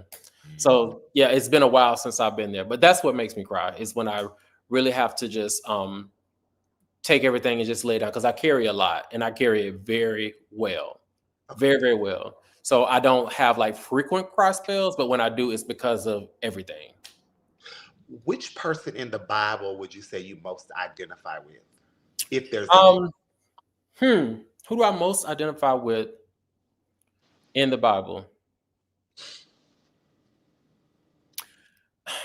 I don't think we have time in order for me to explain this to you, Mhm. We but can look them but up. there are some people who will understand this when I say it. Okay. The person that I most identify with in the Bible is Lazarus. Okay. Mm. Okay. And those who know, they understand that. They know. I They can do. see that actually. Yeah. And see, some people will take it the wrong way. But okay, I can see that. I can see that. King, They, who do you identify with? Moses. Okay, okay. Yeah, Who I'm a queen. do you identify Of with? course, most girls or most women say Ruth or Esther, but I'm actually more of a Queen Vashti. Look her oh, up. When you Queen Vashti, okay. she was the one that didn't take the mess. Okay. She didn't conform to what the king wanted her to do. So they kicked her out because she wouldn't conform. So You give me very Mary Magdalene, not no. not the Anyway, not Neaundre, the what's your passion in mythological life? one. I'm talking about the real Mary Magdalene. She was a woman that didn't play games. Like Well, they yeah, called her a but harlot, but she really wasn't a harlot. She really was. okay, But I'm always torn between Boaz and Moses. So definitely not Boaz. So such a your hater. passion, DeAndre, what's your passion in life? You know what, Trini? I wish I could tell you. Okay. I wish I can tell you that is a part of the continuous self discovery that I'm dealing with right now. Is trying to figure out what really makes me tick because I get bored with everything so easily. And my best friend Mario Young tells me this all the time. He's like, "You are always looking for the next thing to do. You're never satisfied with any accomplishment you have. It's always what's next, what's next, what's next."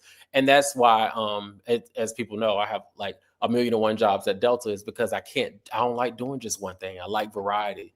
Like to be able to use my talents in more than one way. So my passion is something that I'm working to identify because I mean, maybe it's more than one thing. But I will tell you what makes me feel very passionate. Okay. That is helping people. It Okay. makes me feel really, really, really passionate when I'm able to help someone, especially when I'm able to not just help them, but to help them help themselves. Okay. That Okay. makes me feel really good. Is that why you chose to segue to this next segment? Is that why you chose to be a flight attendant or to work in the Delta Worm? Because you're not just a flight attendant. You're clearly way more than that. Did I'm you? not sure. I don't know how I ended up at Delta. I have no idea. This was not the plan. The plan was CNN. To be a. I went to school for journalism. So you want to be the My next degree is Don in my degree is in broadcast journalism. Kings is too. And when I got the degree, I was hell bent on, I'm in Atlanta. CNN is down the street. This is what I'm working towards. Like I went to Clark. I got introduced to public broadcasting. I did some journalism work at Clark. I wrote articles in the paper, got some of my poems published, all that type of thing. And then I ended up going to Atlanta Metropolitan and getting a degree in sociology. And then I transferred to Clark, and that's where I got my degree in broadcast journalism and minored in African studies and psychology. Well, once I peeked my head around the corner into CNN, because through that program, I was able to get into like some internship programs and get, exposed to stuff. And when I saw the level of control that they have over the people sitting in front of those cameras, it turned me off immediately. Oh, wow. I wanted to be a voice for people who spoke the truth, not who spoke what they told me to say. Mm-hmm. So I already knew that wasn't going to work for me. I mean, I could have done it. Right? Like I could have done it, but I was going to get fired, Trinity. They were going to fire my ass. Right. I'm telling you, they were going to fire me because I already saw it play out in my head. I was like, I'm going to be sitting on there and I'm going to be like, they want me to tell y'all that such and such, but I'm gonna tell you that's exactly what you was gonna say. Yes, that's exactly what I was gonna say. I wasn't gonna. You're gonna definitely get fired. And I was gonna go to commercial. I was gonna get up, get my keys, and they're gonna give me my little box and walk my ass to my car. Yeah. What happened? So I was like, I don't think this is it. That's not where you should go, sir, because they're gonna get rid of you real quick. But in this with Delta, do you feel like this is your calling? You were called to be a part of this huge. Okay, that face. So I've been all over the place. Now, mind you, you can have a career in Delta and jump through the divisions. I've stayed in in-flight service. Okay. So when I'm not on the airplane, I have taught, obviously. I provided support for flight attendants for 3.5 years as a moderator on Crew Assist, which is our real-time support for flight attendants in the air. Because we don't have there's no supervisor or no manager you can call in the air. So we can text into so I did that for 3 years. Then I went into the technical facilitator role and I taught. I've trained new flight attendants. I trained new pilots on emergency procedures. I trained new pursers, our transoceanic onboard leaders. I trained returning flight attendants who have been out on medical leaves, et cetera, and that type of thing. So I taught and did all those types of things. Then I was a part of this brand ambassador team called the Brand Experience Strategy Team, where we went and this past January, I'm in the room with Lawrence Fishburne and Viola Davis. And so I've done all of these different things, but everything has been shaped and molded around the customer experience and hospitality. Right. So I think I have a knack for hospitality. Okay. Okay. Any form. Okay. I'm big on hospitality, not customer service. There's a difference. Mm-hmm. Hospitality, not customer service. Customer service is we all can do customer service. Like any airline can give you customer service. Every airline has Coke. Every airline has cookies. They can hand those to you. It's about how I hand it to you and how you feel after I hand it to you. That's where hospitality comes in. Right. When something happens to a person, that's service. When something happens for a person, that's hospitality. Okay. Do you see yourself retiring out of this hospitality realm? Or do you have other ambitions? I have concurrent ambitions. When I say there's always something. I'm currently working on something now. On 3 things now, actually. Always. So there's no plans for me to leave Delta. That is not in the plan. But I'm also not. I'm not living under a rock. I'm aware of the current climate of this world. And I'm also aware that Delta, while I love the company, is still a corporation, right? I'm just a person. That company has been, as of this year, they've been going for 100 years. And I've only been on this earth for 45 of those. And I've only been working with them for almost 11 of those. So they can go on with or without me. They will here long before I got here. They will be here long after I go. So I'm not stupid enough to think that all my eggs should be in that basket. Right. That makes sense. Yeah. So I do intend to stay with Delta. I love Delta. I love my company. I love my job. I love what I do. I love the vast opportunities, but I'm a brand and a person as well. And so those projects are also over here working. Favorite place to fly? It used to be Rio because that was my happy place, my go-to. Now my favorite place to actually go and fly as a flight attendant is Buenos Aires. Okay. And my favorite place to go and fly just because I want to be there would be Tokyo, Japan. Okay. Oh wow. Yeah. Okay, gotcha. Let's play the game. We'll give you 10 people, places, things, quotes, what have you. You give us the first thing that comes to your mind authentically. You Okay. can't explain, which you small, brief, or not. You can just leave it at that word. Okay. First person, Antoinette Chanel Roberts. Mogul. Okay.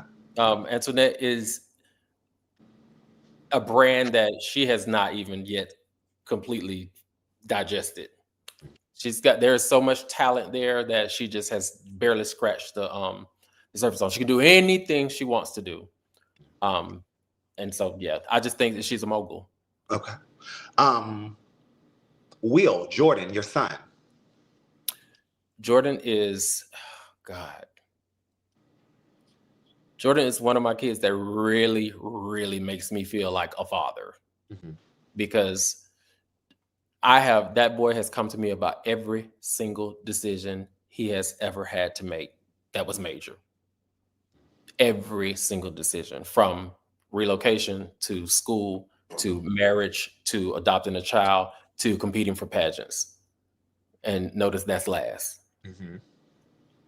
Okay. So how does that make you feel to know that he comes to you for every aspect of life and not just the pageant? It makes me feel that I've done exactly what I was supposed to do for him, and that's give him somewhere that he knows he's in a safe space and he can trust. Okay. All right. You being someone with a master's, what's the first thing that comes in your mind when you hear education? I don't want to do it no more.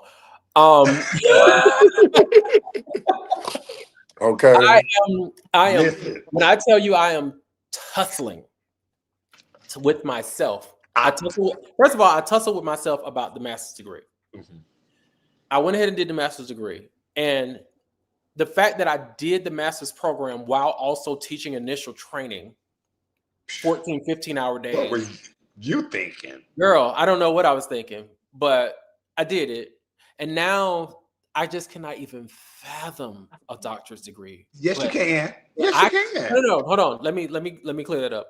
I cannot fathom doing the program. I can fathom me going to get a doctorate.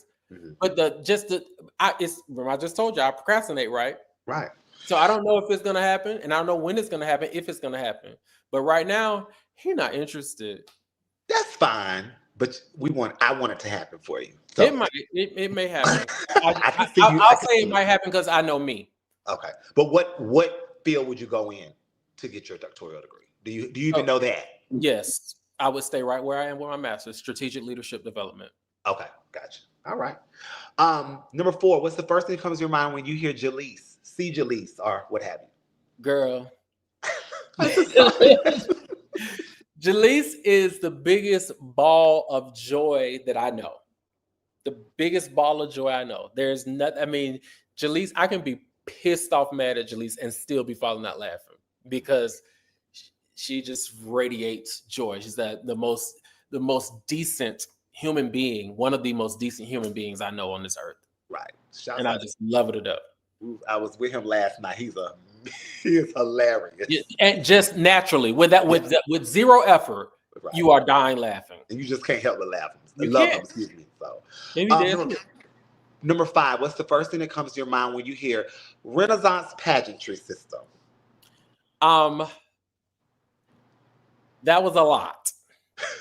I gave a lot of time, effort. I fought a lot of battles and climbed a lot of hills and kicked down doors and everything for that brand.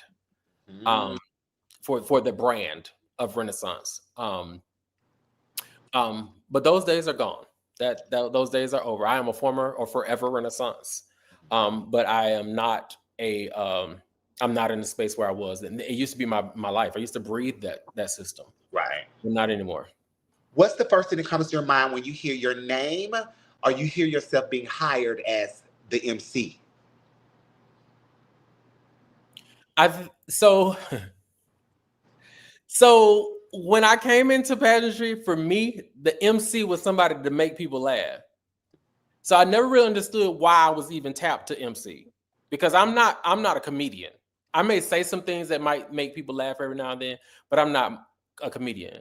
I think that people hire me based on my ability to, number one, move a contest without all the extra rigama. I know how my timing is pretty good. I know when to throw things in. I can throw a jab at somebody in the audience, whatever, and then we just keep moving. It's never the Neaundre show, because it's not about me, right? I'm here for you. When I'm on the microphone, it's never the Neaundre show. I'm not telling you about me. That's the last thing I'm talking about. Right. I'm talking about the pageant. And then the other part is, I think, the professionalism and the fact that I take pride in what I do. So I show up early to pageants. I go to the contestants and ask them, am I pronouncing your name correctly? I ask the pageant owner, what they want me to do as far as moving, stalling, etc. So I actually hate stalling. I really do. I hate stalling. I like for a show to be well. I remember when I was hired to do Westland, long before Westland became as big as it was, when I was working with D-West, there was something that happened in the back on like year 2 or 3, and we had to stop. And I wasn't used to that, because D-West runs a pageant the way I like to run a pageant. And I wasn't used to that. He was like, hey, I don't like this dead air. And I was like, well, I didn't know what to do, because bitch, we don't ever have dead air. Like, we just move the pageant. Right. And he was like, well, just make sure we won't have the dead air. And so that's when I realized, okay, bitch, not only do I have to be professional, prompt, on time, know these people's names, but I also now have to be an improv specialist because these things happen. And so I've got to improvise and keep it moving. How important do you feel is the MC to a pageant or a show? To me, the MC is everything. So there is this delicate balance, right? For me, because some people take the MC too high. They put too much responsibility, and some MCs take too much of the show. It's not your show. You are the master or mistress of the ceremony. You are not the ceremony, right? You're not there to be the star of the show. You are just there to float the stars along throughout the program so that the people can enjoy who they came to see. They didn't come to see me. I just came to guide them through the journey of the people they came to see. So for me, the responsibility of the MC is to make sure that the people are engaged and in tune with it, and then pick up the pieces where those who come out to entertain may drop them. Gotcha. So, you know what I'm saying? And be able to catch people when they fall, or find those opportunities to lift people up as well. What an MC should never do, ever, is read people who are competing in a pageant. They should never do. An MC should never read a contestant. They paid to be there, and they're trying to win a contest, whether they are turning the party or they are god awful. They paid the same entry fee, and some of that entry fee is paying your damn check. So I do not like that. I hate it. And I mean, people can do what they want to do. Right. That's why I always tell people I'm okay with not being hired, because first of all, my fee is for my customers. And if my fee is not right for you, then you're not my customer. So that's first. And secondly, every brand doesn't fit with mine. Mm-hmm. I'm not getting ready to cuss everybody out in the audience. That's not me. I'm not finna be screaming and hollering across the building. My voice projects. I don't need to holler. So I'm not about to do that. So some things just don't fit, and I don't have a problem with nobody not hiring me. And I appreciate every MC out there, baby. If they are booking you, show up and get your coins. Who would you think is an even balance with you? One person, male or female? An even balance with me is Natasha Braxton. Okay. Natasha and I are even balance. Well, I have something for you, so hopefully okay, we'll talk about it later. I thought you were gonna pick something up. You look to the side. No, number 7. When you hear Florida water, what's the first thing that comes to your mind? So Florida water. So I hope that people understand what that means, because it's not just a chant, and it's not just something to hype people up from Florida. Florida water is basically the brand of training in pageantry and competition that we have in Florida. Okay. And everybody has it, right? Like Alabama has it. Mississippi has it. We all got our distinct training. And sometimes you can watch certain pageants and you can watch certain contestants and you can see the training they got from where they're from help them win. Agreed. Isaiah, Mr. Agreed. Continental. Yeah. His Florida training took him to Continental and made him Mr. Continental. And his Florida training is the reason why he didn't stop going. So it's like that's what Florida water means. It's that everything that we give to each other as we're grooming each other, coming through up through pageantry. That's what it is.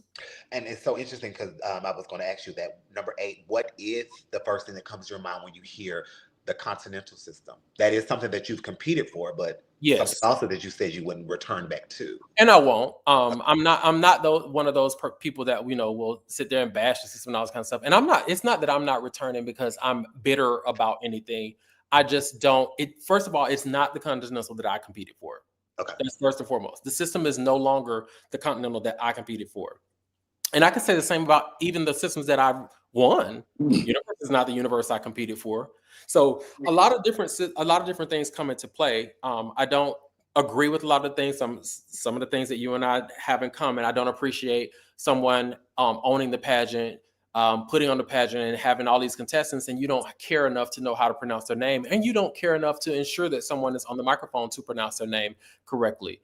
So it's just a lot there. I'm very proud of all of my family members and loved ones who want to be continental, who will go on to be continental, who have become continental. Love them all to death. And I had a great time when I was competing and trying to be continental as well.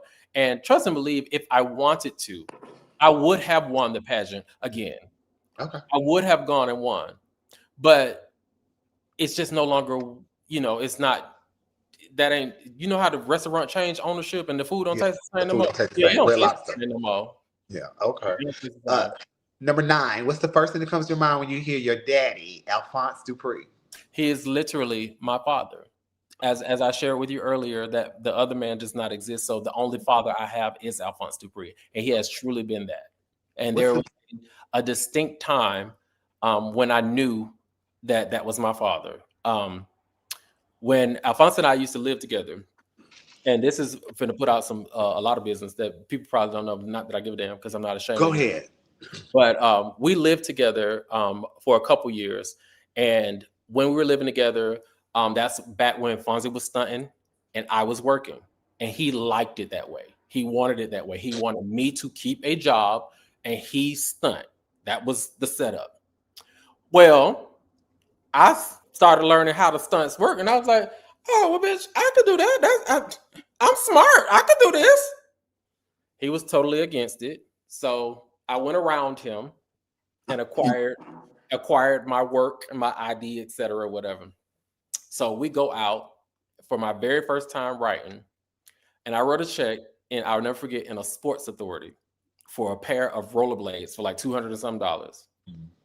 And when I went in and got them and came back out to the car, he saw that the check went through and everything was successful, but you could also see the disgust and the defeat in his face. Like he did not want that for me. Mm-hmm. And we went from store to store to store to store that day in Clearwater, Florida. And he didn't say anything else until it was time for us to eat later that day. And I knew then, not only that I had disappointed him, but he was disappointed in himself for letting me do that. That's when I knew that I was dealing with somebody who really gave a damn. Yeah. Did you continue or did you stop? I continued for a couple years. Okay. For a couple years. And then one day I was writing. We used to do this thing called Family Day where all the little broke kids down in Florida and stuff that came to the club and stuff. Antoinette would have them all at her house and we would get food and we would feed them and play games and all this kind of. We would take care of all the little gay kids. So I'm going to, I called her, oh girl, what we need? She's like, oh, get this and get that. I go to Publix and write a check for the groceries. The man came out, the supervisor came out, picked the check up and said, this check is fraudulent. He handed it back to me. He said, take this check and the ID, throw it away and get out of here. And that was the last check I wrote, baby. Wow. Because she can't go to jail. Number 10, next week you'll be celebrating 20 years as Mr. Black Universe. So what's the first thing that comes to your mind the night you won Mr. Black Universe? So first of all, I could not believe that I won. I couldn't believe I won the pageant. I couldn't believe it. I absolutely could not believe it. But I don't think that I knew what had happened at that time. I was 24 years old. I was the youngest Mr. Black Universe. I won Duval when I was 23, and Duval when I was 23, and Universe when I was 24. So I walked into this thing, like I came out swinging. Like, because I did 3 newcomer pageants and then went straight to Universe. Okay. Because of a meeting that we had, Alphonse and I went to get our presentation done. So he was dropping off his suit to get his suit beaded for Black Universe in October. I was dropping off my suit to get my suit beaded for presentation for Black America Newcomer. So when we get to the table, they go over, his design and everything, and they tell Alphonse to say, okay, so your deposit is $500, your balance is $1,700. And I'm thinking to myself, God damn, oh Lord, that's a lot of money, blah, blah, blah. So they get me up on the podium or whatever and get the pinching and pulling and stuff and sit me down and say, okay, your deposit is $500 and your balance is $1,700. And I said, oh, no, I'm doing newcomer. I did. I said, oh no. I told the man that regalia. I said, oh no, he doing Universe. I'm doing Black America Newcomer. What's my price? They said, oh no, it's the same price. And fun, he over there laughing at me. He's talking about, oh, but you don't get no discount because you're doing newcomer. You're doing the newcomer. I said, oh, we spending the same amount? Oh, bitch, I'm doing the same pageant.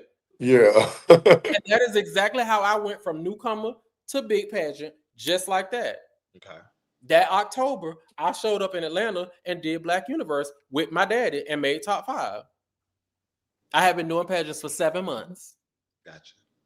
So that's why I don't buy the whole newcomer. When people want to sit on the newcomers, no, man, baby, y'all spending the same amount of money. You telling me you spend $25,000 getting ready for pageant, and you spend $25,000 getting ready for the pageant. You are using your $25,000 package to win a prize package for $10,000, and you using yours for a prize package for $700 the night of. Make it make sense. Mm-hmm. Right. So that's Alphonse. That's what he did. Yeah.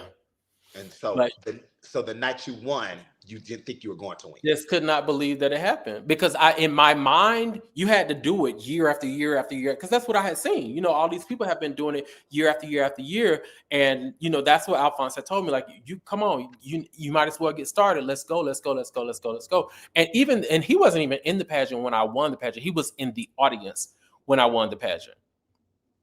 Right. After had been doing it for so after he had been doing it for so many years as well.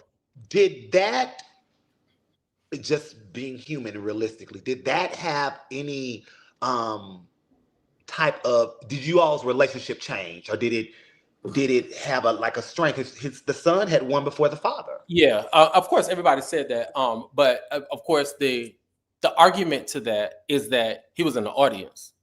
Okay. Right. So had he been on the stage, that result probably would have been different that night. But he was at that point where he was just like, let me just chill, because y'all getting on my damn nerve. Gotcha. So it was one of those moments where he had done took a woosah, because the expectation was that Antoine Steele was going to win the pageant.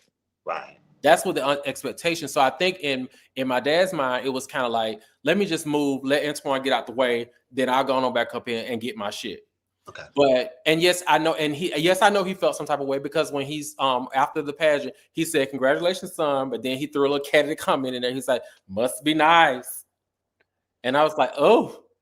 So and I understood, what I'm saying? I understood, for me to come waltzing up in there, first time, 4th runner up, second time, 2nd runner up, 3rd time, I'm Black Universe. When all these other people have been given years and years and years, I understood where he was coming from. But now, don't miss me. He was catty that night. But throughout my reign, he was very supportive. He was very supportive. Do you feel like you were ready to be a Mr. Black Universe when you actually won? Absolutely not. Because I had no idea. Well, so first of all, if you did not win while Randy Matthews was alive, you have no idea what I'm talking about. So everyone who won after that experienced a different type of Black Universe. The boot camp that they talk about at Black Universe, the one today is a game compared to what it was then. So y'all were pledging. Correct. You had to be perfect. Perfect. Do you understand me? There could be zero flaws. And if they were going to tear into your ass. And that is how they made you a ruler. Do you You weren't think a that needs ruler. to be implemented back? Yes, you were not a ruler while you were ruling. You weren't a ruler until you had ruled. Okay. And there is a vast difference between the thens and the nows. Don't miss me. They get it. Mm-hmm. They know what they have to do to get to the level. They just don't have to do what we did to get to the level. But do you feel like in this day and age that level is needed? No. Okay. No, because much like Continental, Universe is no longer the same pageant, and the pageantry is no longer pageantry back then. Right. Either. So it's very different. There's a lot of different factors, so many different factors that come into play. What's the biggest lesson that you learned from Aja as your queen that year? You bitch, y'all finna bust out laughing. Y'all are going to die laughing when I tell you this. The biggest lesson that Kayla Finn taught me is how to properly clean a bathtub. Okay. I'm so serious. And how is her direction of that? Well, it's not how it's her direction of it. It's my understanding of it. Okay. So for me, the little brown residue that around the bathtub, I'm from the hood. Right. That motherfucking bathtub had that brown residue probably before I was born. Mm-hmm. But the little marks around the tub, those were normal. You're supposed to have the floor. For me, the floor where you sit your booty in the bathtub, that's where you got to get white. That's what I thought. Okay.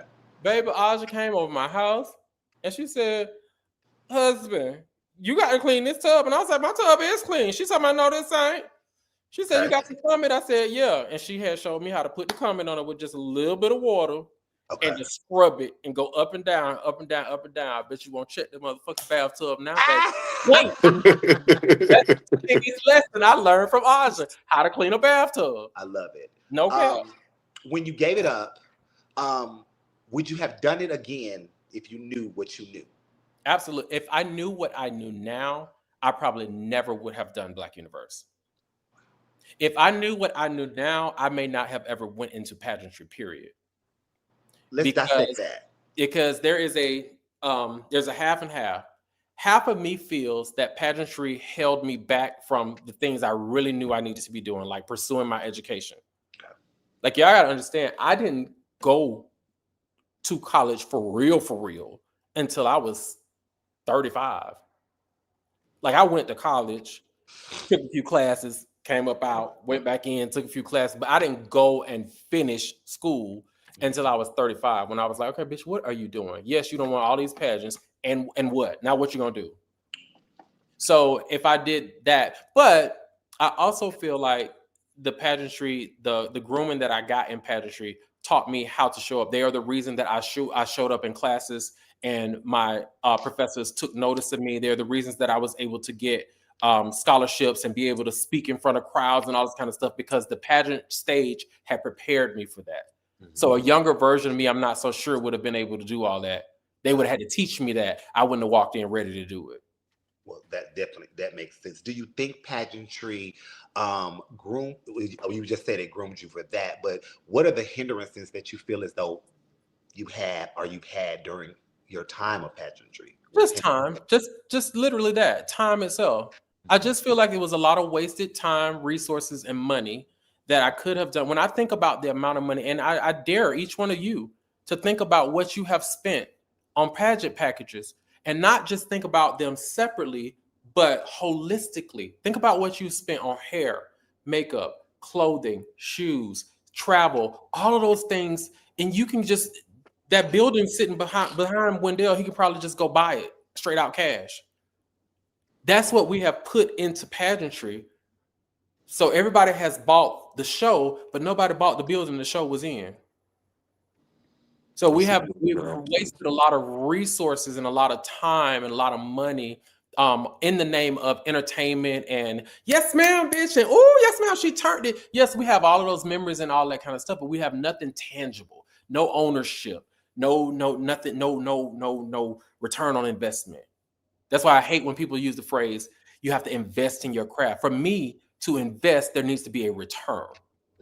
Right? So if there's no return, that's not an investment, that's a donation. Well, what But do type of you kind of returns do see it? you feel like needs to be? What returns would you think is worth it, would you say?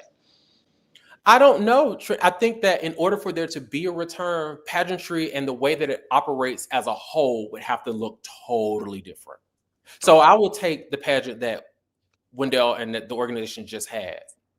If there is I hate to say it this way because now it's going to sound like I'm trying to use some kind of goddamn. Anyway, if there is not an impact, then what are we doing?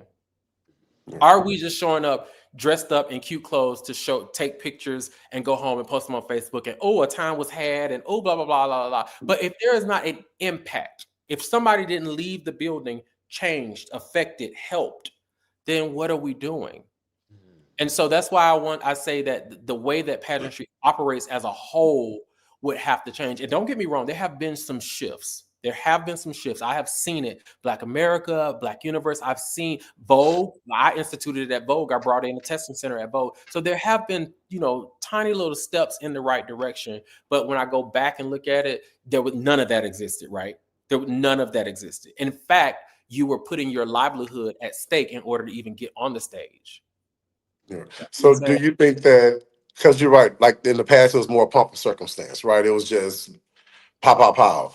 But do you think that it's like with me, for example, I took a lot of dance classes my whole life, but I'm not a dancer today.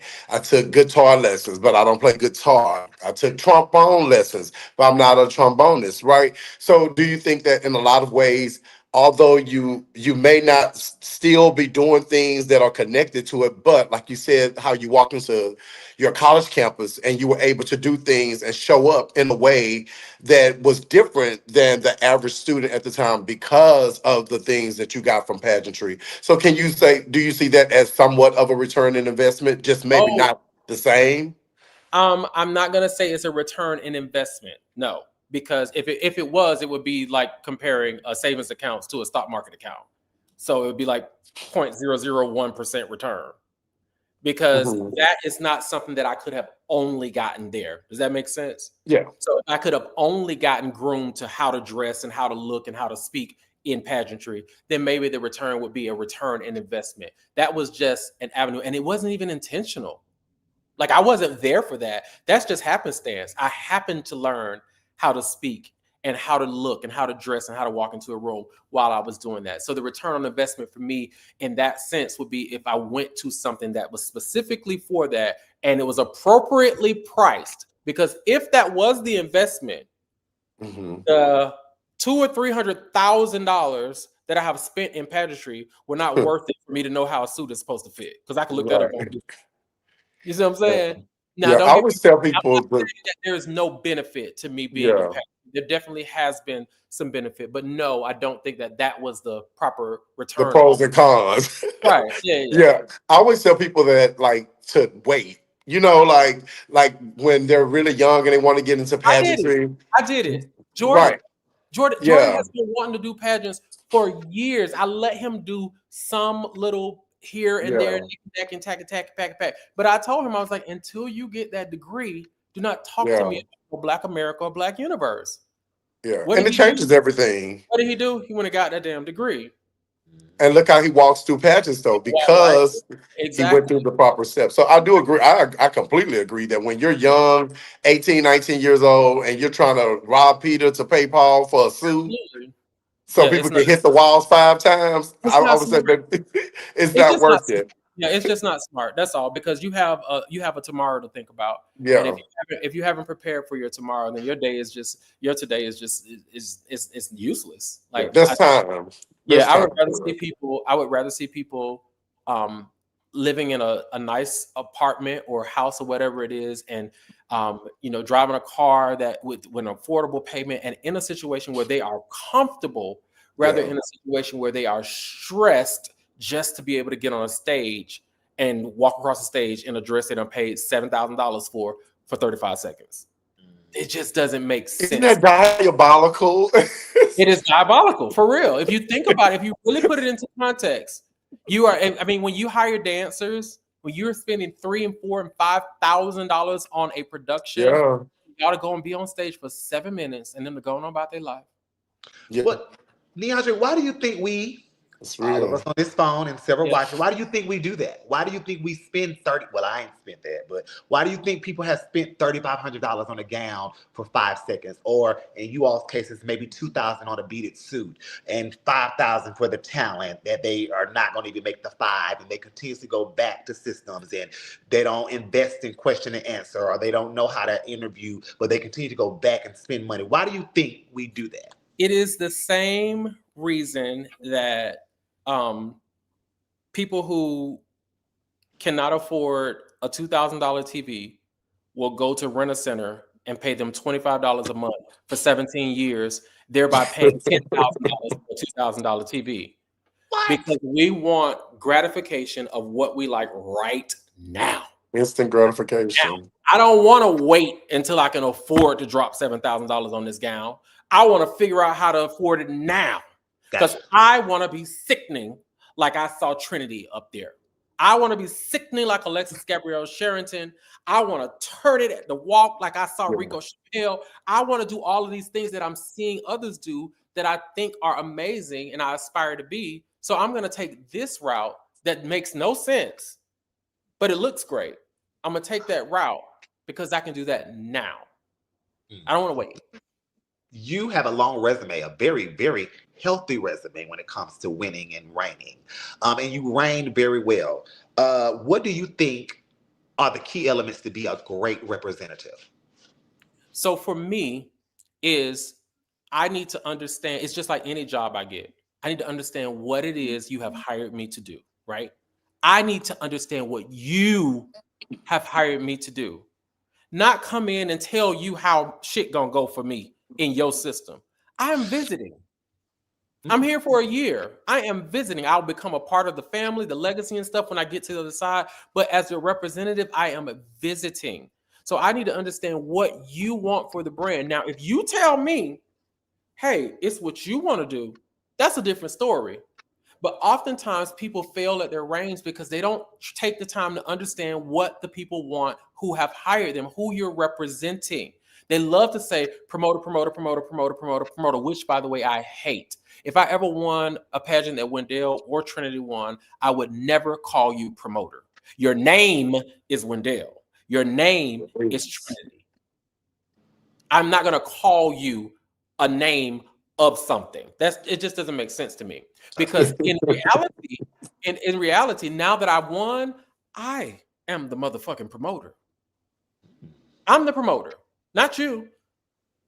I am the promoter of the system. That's what you're paying me to do.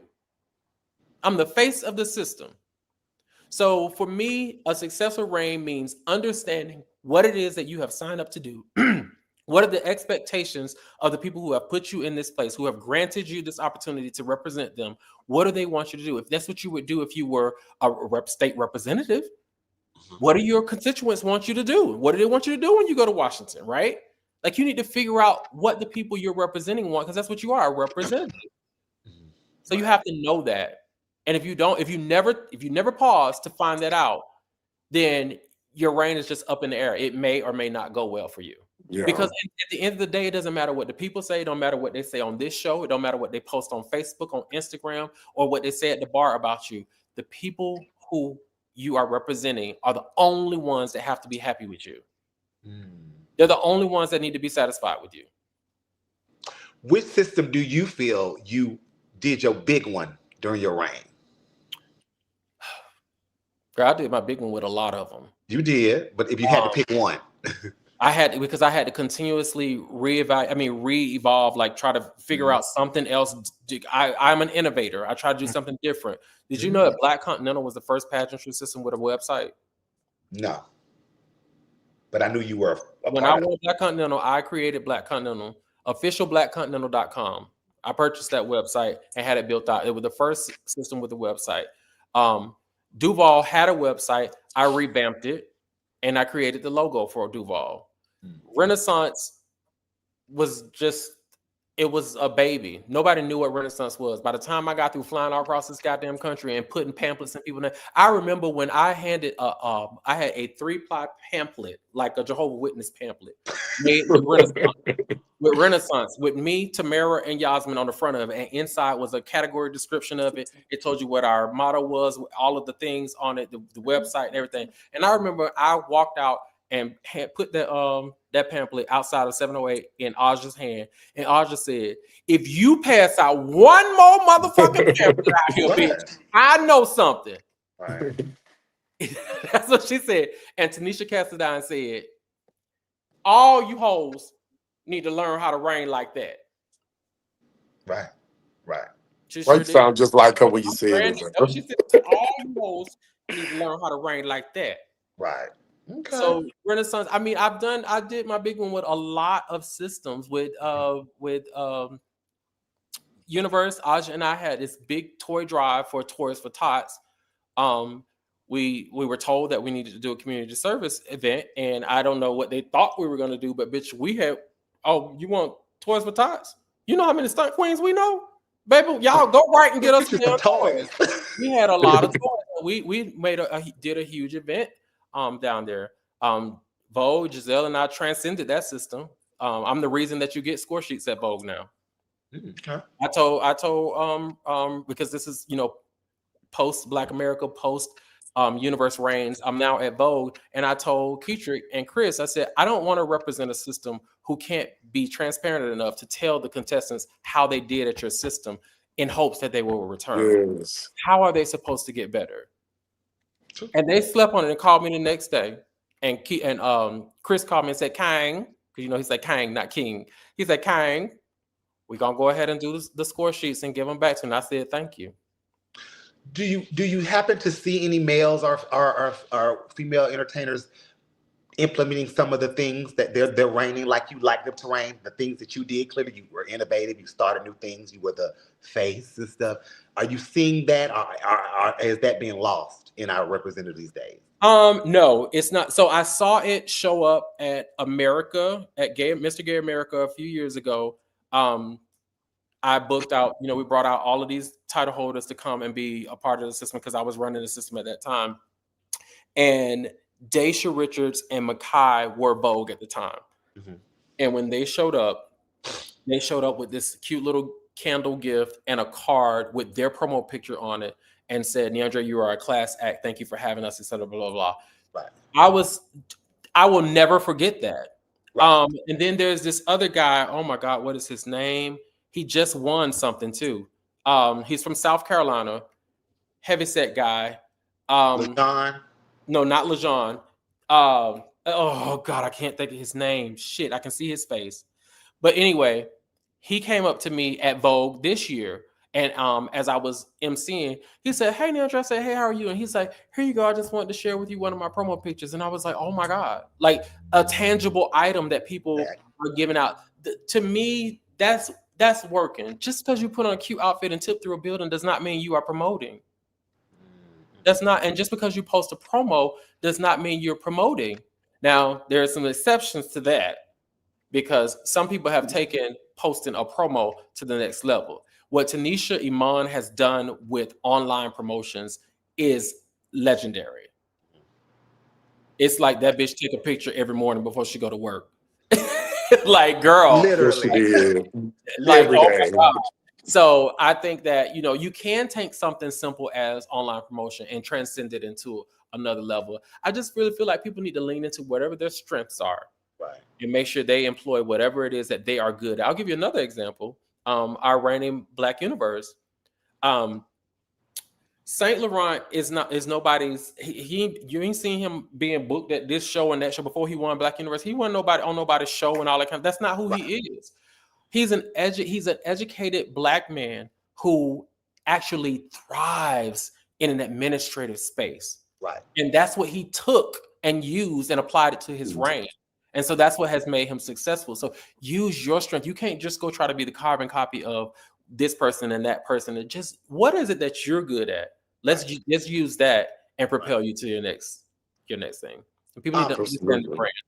You just recently reign as empire, but you didn't give it up. What happened with that? You were busy? No, I was not busy. I did not go back because I was not treated fairly. And I love Maya's my sister. I love her to death.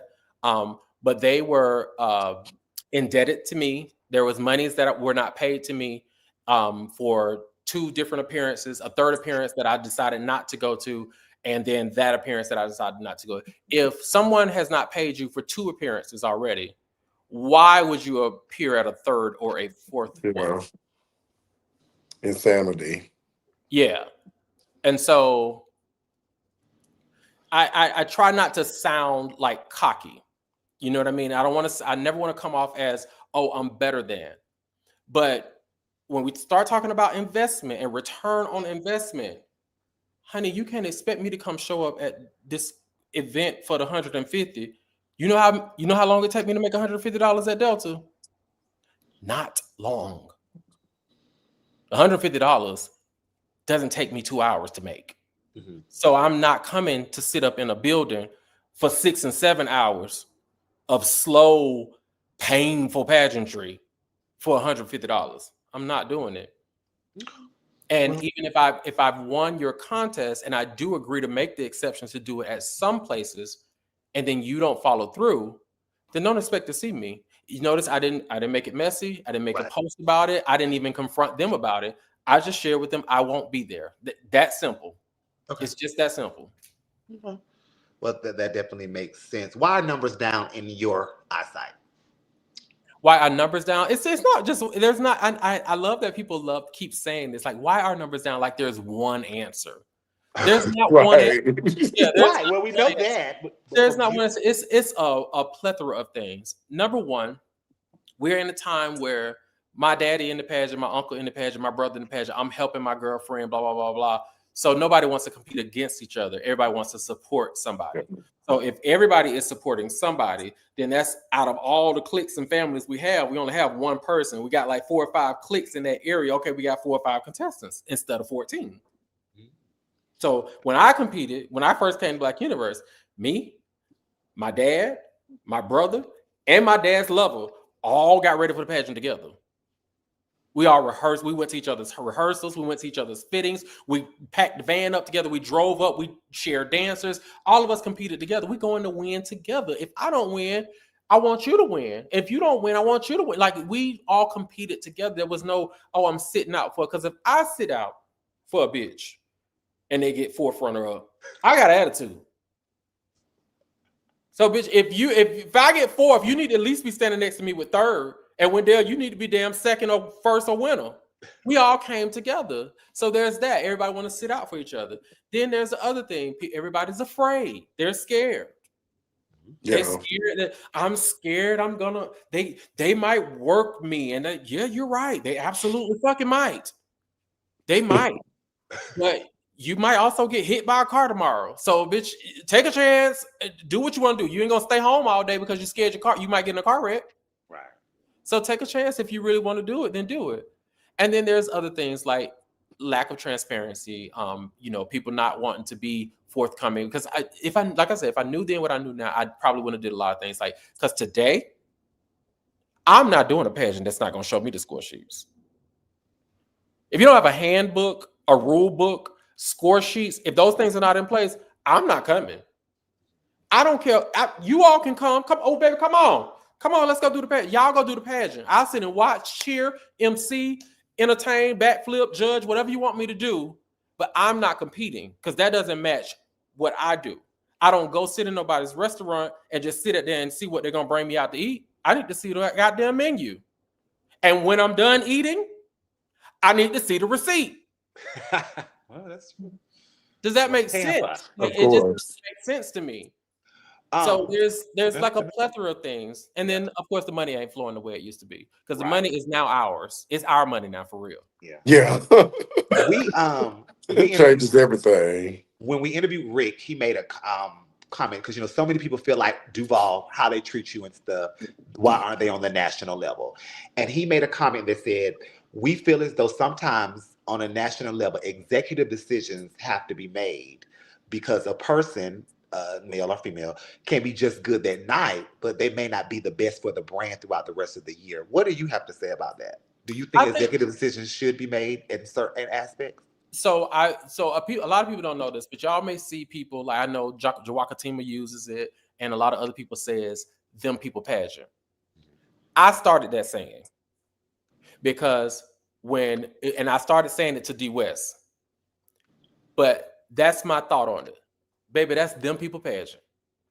You can't tell them people what to do with they pageant. That's them people pageant. If they want to make executive decisions, you have two choices: go compete or stay your ass home.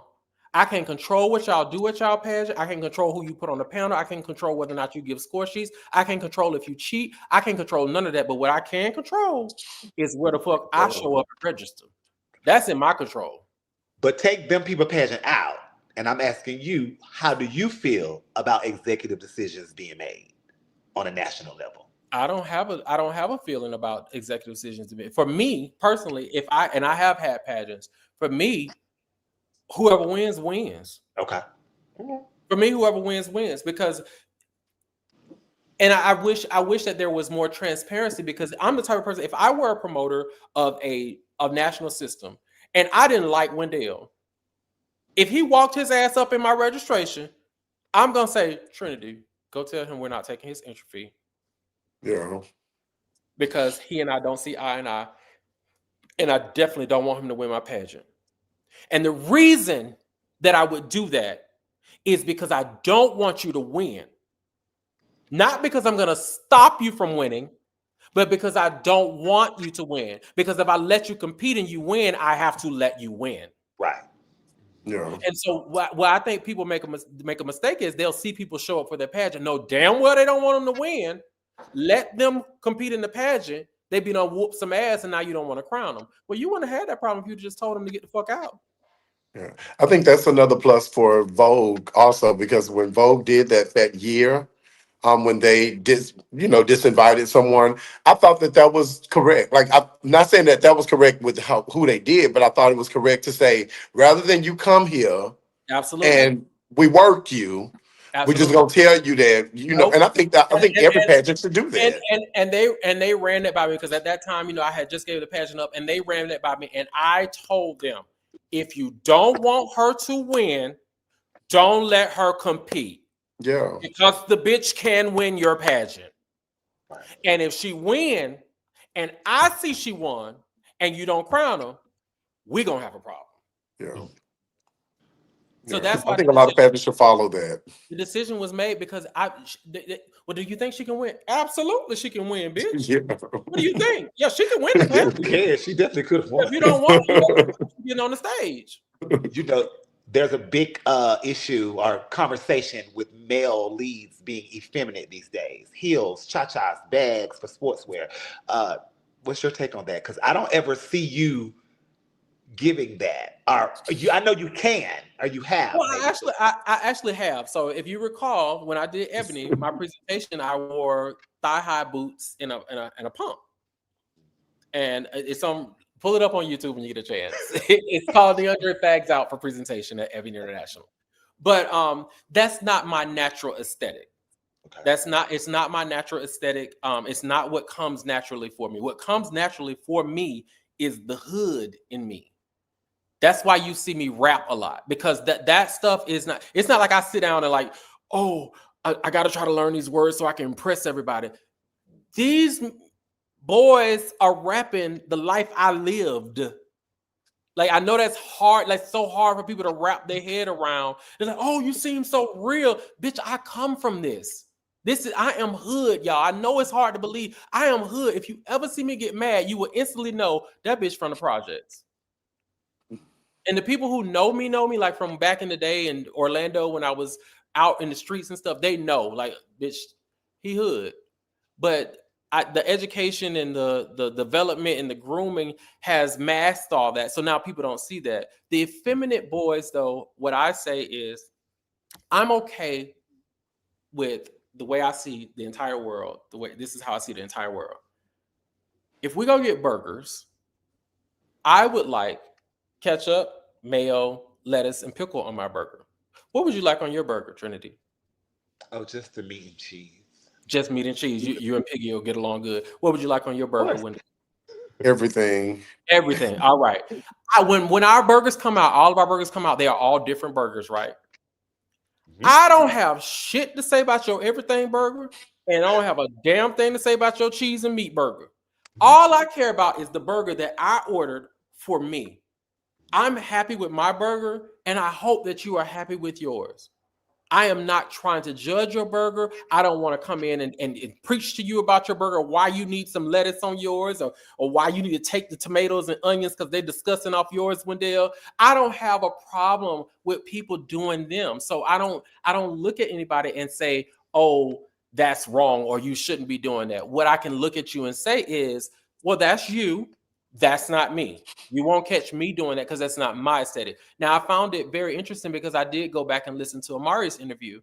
And when Amari said that he latched on to that character because that character seemed to be what was selling, for me, that made sense because it showed me that he really views this as a business. Because he's absolutely right.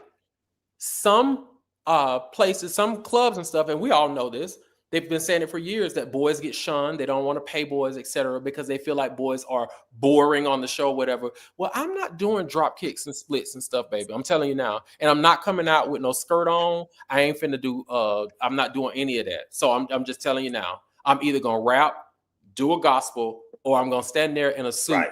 and you're not gonna be able to get me for not one breath that artist is saying. I'm gonna perform. Those are the three things that I offer. If that's not what you're looking for, then I am not your the person you need to book, and you're not my customer. Yeah. I think it's a lane for everybody. But to the question that you asked Amaria about conforming, about when you're going somewhere, do you need to conform? Absolutely. Absolutely. When you get ready for an interview, don't you put on a certain amount of clothes and a Yes. certain amount of makeup and prepare yourself for that?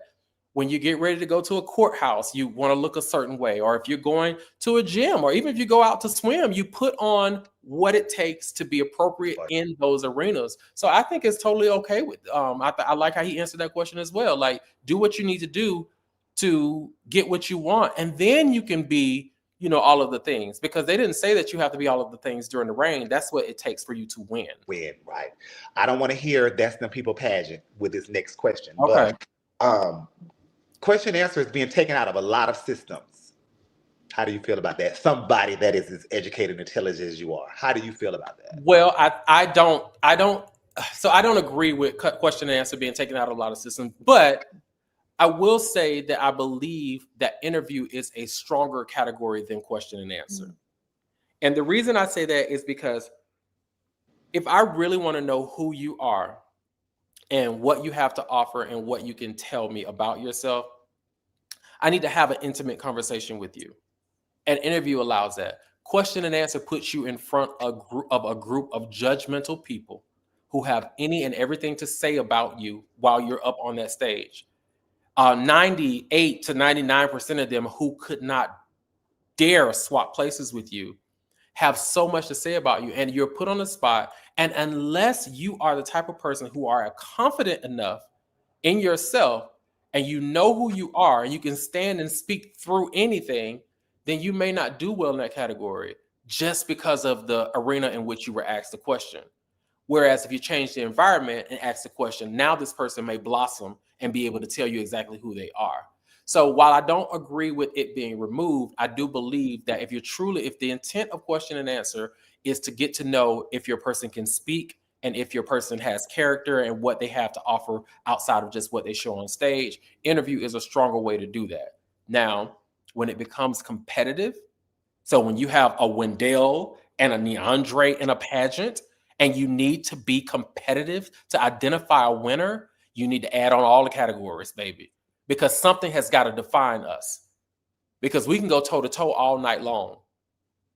We can do that all night long. So you need to put something in there that can define the person. So if these people are equally yoked in interview, one is great in talent, the other one is okay in talent. The next one is formal wear is great. This one is okay. Now you got sportswear; they're both equally great. Well, now you come out to they're still equal, right? They're still right at this plateau. Well, now we know down here at interview they were both really good speakers. Well, now we have to change the environment, put them in front of an audience, and see who falls. Yeah. Because I got to find my winner. Let me see who struggles right here. And it's not that the person who comes out on top was necessarily better than that person, but in that moment, they were better than that person. Yeah. Why do you feel so many people or elders, I'll say this, I hear this from a lot of our elders, feel as though creativity with talent has been lost and we just want to do a microphone talent or a gospel? I think it's because, I think it's because they're seeing people get by with a lot less effort than what they had to put forward, right? And that's nobody's fault. It's really nobody's fault. As we talked about earlier, the resources are very different these days, number one. But I think last year at last year at Universe, Jada and Rachel both showed that those types of talents can still be done. We can still fill the stage up. We can still spend money and put, lavish fans and stuff. And Kendall, his talent, and Valentino, and like all of those talents and stuff, it can still be done. But I think there's frustration when you see people take the easy route out, because everybody wants, I get this from Raquel Lord, everybody want to be the microwave. Like they want to go, I saw Trinity do this Jill Scott talent. I'm gonna do that same look, but I'm gonna change the color, and bitch, I'm gonna show you how I'm gonna make myself different. She had on an afro. I'm gonna have an afro in the front and a ponytail in the back, bitch. And I'm gonna do that same talent, and I'm gonna win talent, bitch. And so when she wins, people are looking at you and saying, that's not originality. You see what I'm saying? So I get why they say that, but I don't think it's anybody's fault, because it's not the contestant's fault, because they don't have anything else to develop. I mean, maybe they're just not talented. Maybe they don't have a creative mind and they don't have the wherewithal to go ask someone and try. I saw Lysandria post the other day on Facebook. She was like, talent is so hard. To me, that is what you do. Reach out to the community and see who inboxes you and say, hey, why don't you try this, or why don't you try that? Versus you just saying, oh, I'm gonna rinse and repeat this, rinse and repeat. So like, put some effort towards, I think, is what the elders are wanting people to do, is like put a little bit of effort into it. And if you are gonna recreate something, truly recreate it, not redo it. There's a difference. Do you ever feel it's okay to get online and display your grievances about losing? For me, no. For me, no. I don't necessarily. Okay, so you have the right to do whatever the hell you want to do. Okay, like people are grown; they can get online and say whatever they want to say. But I will say this: think before you do. That's all I'll say. Think before you do. Know what you're going to say. Don't just get online emotional and just go running off at the mouth. Prepare yourself, just like you prepare for the pageant. Prepare for your losing statement, if that's what you want to call it. Prepare what you want to figure out, what you want. What are your emotions? What do I want to say? Like, what do I want to say raw? Now, how do I want that to come off and sound? And then tweak it and tailor it and say it that way. This is what politicians do all the time. They come and read a teleprompter, but that speech is just a rewritten version of the shit they just cussed and screamed about in the office back there. So I think that's what it's for me. Some of those conversations and some of those comments are meant for your close friends, not for the entire world to hear. Mm-hmm.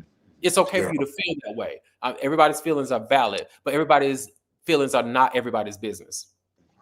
A newcomer male lead is watching this or will watch this in the future. What advice would you give him for wanting to come into this art form? Now when you said newcomer, like maybe haven't even started competing yet, or started entertaining, or maybe just on maybe a month or two. I would say he's confused on what to do. I would say, number one, there is no rush. Okay. There is no rush. You do not have to be a national representative in the next 6 months. You don't have to be a national representative in the next 6 years. It is okay to sit and watch and learn. And in that time while you're sitting and watching and learning, also make sure you are taking care of home. Make sure home is taken care of. You have somewhere stable to live. You're not worried about where your next meal is coming from. You are not struggling to try to figure out how you're going to pay your way into a club to see a show. Make sure those things are in order first before you take on pageantry. because you're going to need that in order. Because if you are successful in pageantry and those things are not in order, the win is not the work. The rain is, baby. And so you won't know that until after you've won. And by then it'll be too late. Because now the expectation is for you to look, be, and do. And if you don't have the means to look, be, and do, then your home life is just going to continue to crumble. Talk to us for briefly about your relationship with Black America and Benny. How was that for you? Now, or you mean during the reign? During the reign and now. Okay, so during the reign, I did not experience the Benny Mosley that people are experiencing today. We didn't either. Yeah, I did not experience that Benny. I experienced a Benny who was very troubled in his personal life at the time. He was not happy. He was clearly dealing with some things. He still had all the same intentions. Like the intent was still the same. Black America is to be lifted up, held up, and esteemed. And the king and queen were as well. But there were some things that were in writing that were not held up on his part. And the one thing I can say about, while I did have some disagreements with Benny during my reign, the one thing I can say about him is he never tried to dodge me, not once.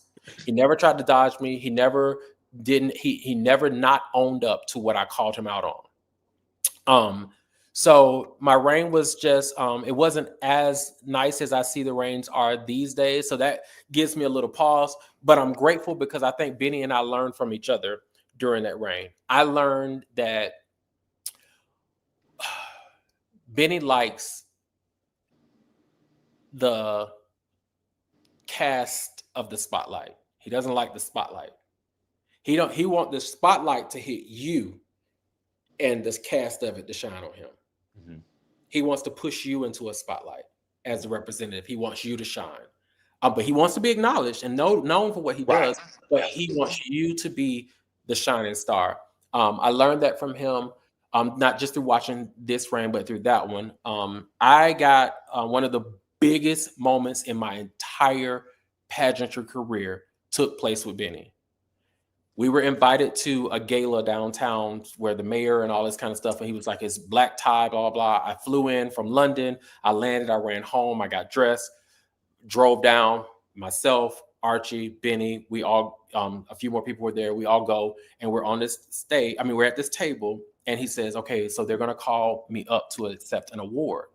And I was like, okay. So at this point, I'm thinking that I'm going to sit in the audience and, clap. He hands me a piece of paper and says, no, you have to speak. Because, he don't want the spotlight. Like I said, we go on the stage. He's standing right beside me. Spotlight is hitting me. The cast is on him, like I said. And I opened with, good evening, ladies and gentlemen. My name is Neaundre, and I'm your reigning Mr. Gay Black America. And the entire room erupted into applause. I was not expecting that. Like, we do this all the time. We go to pageants all the time and say our name, bitch. Don't nobody stand up and clap. And so I was like, well, what the hell? So it took me so far back. But the feeling that I had, because this is a huge ballroom. I'm not talking about no baby ballroom. A huge ballroom on the stage in front of. And I say my name and my title, and they burst into a thunderous round of applause, and I had to wait for them to quiet down. You would have thought I had just said I was the president of the United States. So never before had I ever felt that important as I did that day when I spoke for Benny to accept his award. Okay. It really was a defining moment in my career, and it wasn't until it was that night that I felt the weight of what being Black America was. That's when I felt it. So now you all have the best relationship. Now, Benny, I don't say the best relationship. We have a very interesting relationship now. I still call Benny out when I feel like he on bullshit. He and I don't always agree on anything. But I can honestly say I do love him to death. I love him to death. I don't agree with everything he does, says. I don't agree with a whole bunch of stuff about him. But I think that at his heart, his intent has always been in the right place. Always. His intent, his methods may not have always been right, but his intent and what he wants to do for people has always been in the right place. Talk to us about Mario Young. Mario is my rock. That is my best friend. That's my everything. So Mario and I became close when I won Black Universe. Because Aja and I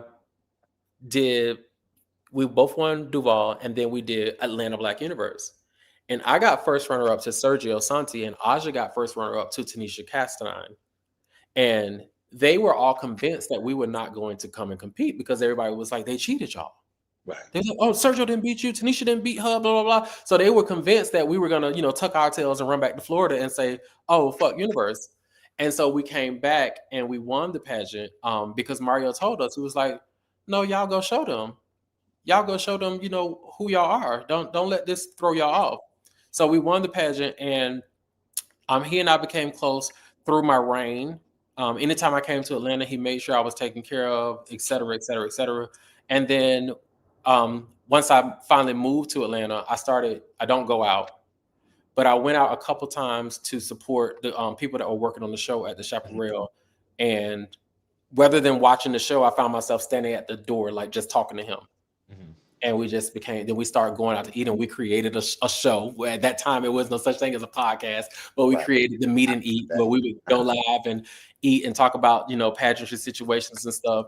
And then we ended up getting an apartment together because I was in college at the time.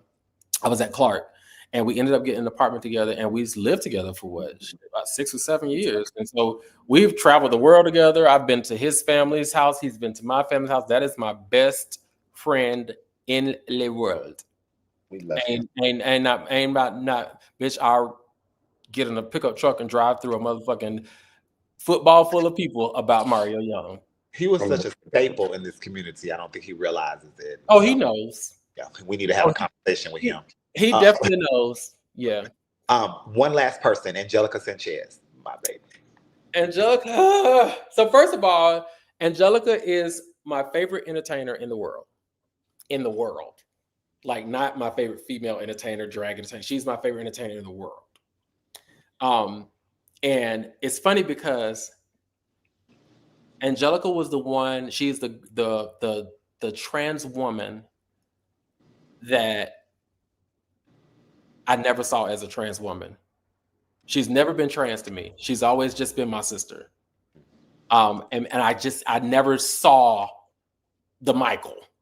Like Mike, she's shown me pictures and stuff, but I've never been able to see that.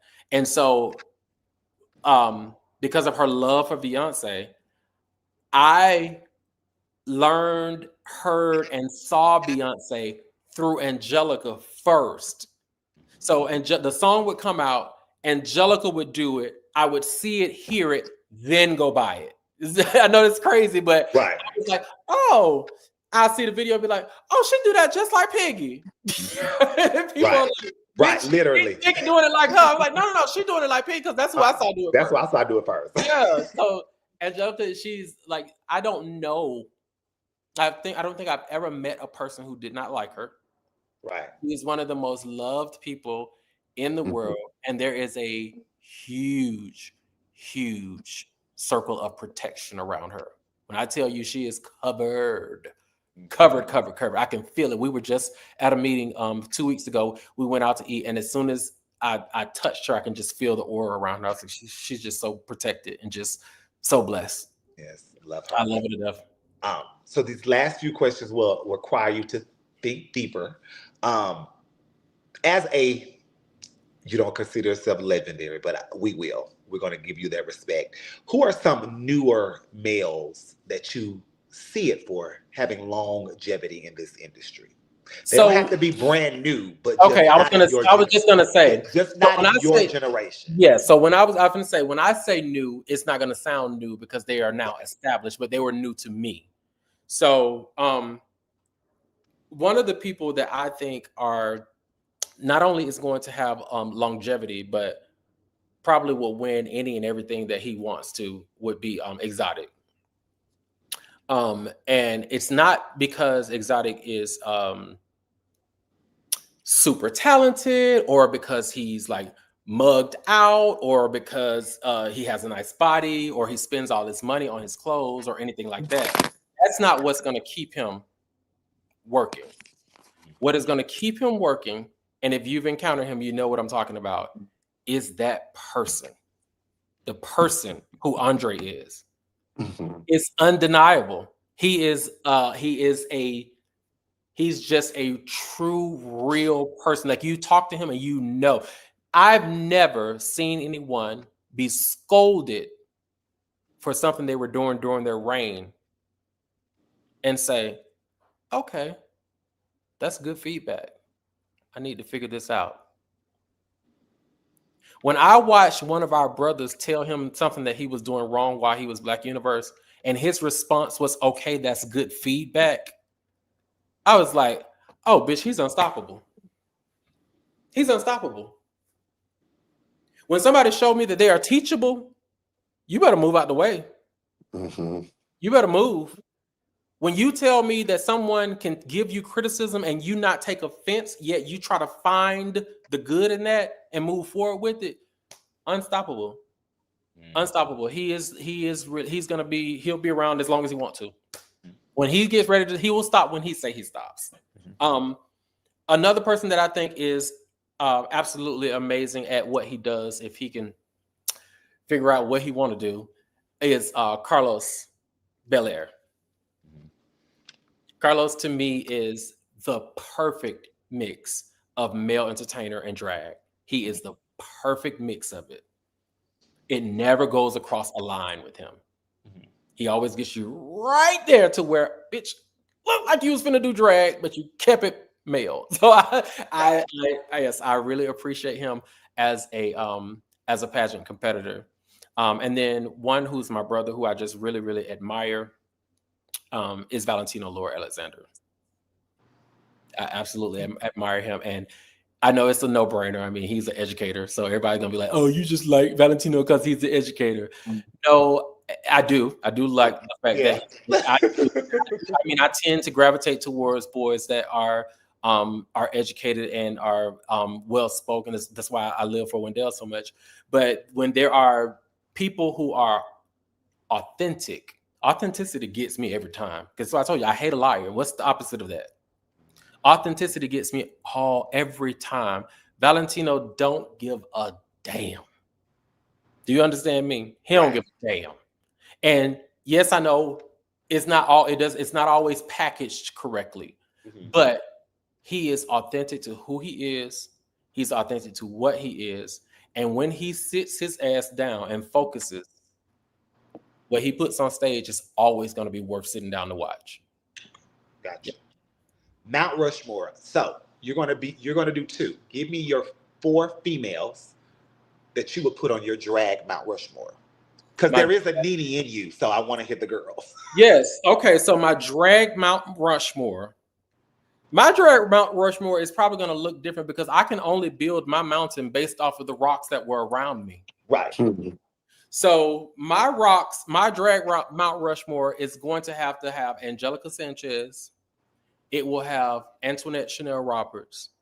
It will have Tasha Long, and it will have Cezanne.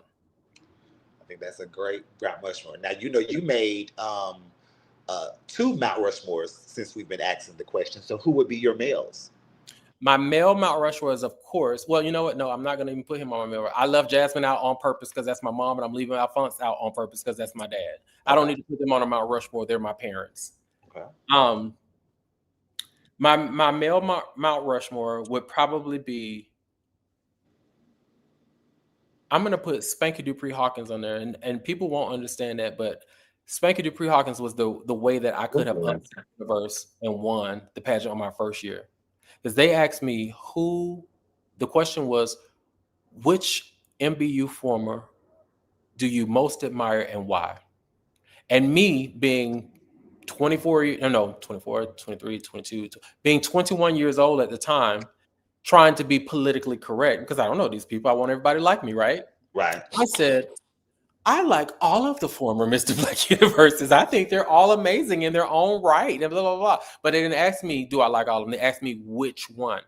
The answer was Spanky Dupree Hawkins. That was the first part of the answer. The reason why is because he's the only Mr. Black universe who only wanted to be Mr. Black universe. Oh, gotcha. Spanky was Black universe, and he didn't care if he won anything else. I just want to be Black universe. I am Black universe. That's all I need. Right. So to me, that's why he's on my Mount Rushmore. My second person on my Mount Rushmore is Monty St. James. Monty inspired me in a couple ways. He inspired me to not be afraid to bend the gender just to change. But he was the first time that I saw a male that resonated with where I came from, because he was the first boy I saw rap on the show. And I didn't know that you can do that, because where I came from, everybody was either sexy or in a suit. So they were half naked or fully suited. And so when I came to Atlanta and saw Monty in some jeans and some Timberlands and a bandana and rap, I was like, oh, I can do this. Oh, bitch, y'all done fucked up now. Bitch, I started doing Nelly and Mace and all of these on the show. So Monty, Tim Bohar. If class was a person, that person is Tim Bohar. It's just the bottom line. And then fourthly would be DeMoney Hall Dickerson. And the reason I say DeMoney is because DeMoney's mind is fascinating to me. It's fascinating to me. He fascinates me with what he wants to do, not necessarily what he always does, but what he wants to. Because what y'all don't know is a lot of times when he does whatever he does on the show, y'all know he does all kind of crazy stuff. Yes. Oftentimes you're only seeing about 15% of what is in his brain. But we couldn't remove the roof off the building to get the rest of the shit in. Right. Absolutely. So those are they. Of course, this is going to be the most anticipated question. Is there another competition in you? Girl. If so, what would it be? So both of those questions are so remember I told you I struggle with decisiveness, right? Mm-hmm. So I can tell you for sure the rumors were true when they were saying that I was headed to North America. I absolutely was going to go to North America, because it was the one pageant that I did that I felt like I left unfinished. Mm-hmm. And so I had started getting ready. And when I say getting ready, I mean conceptualizing and creating a budget. And when I saw the budget,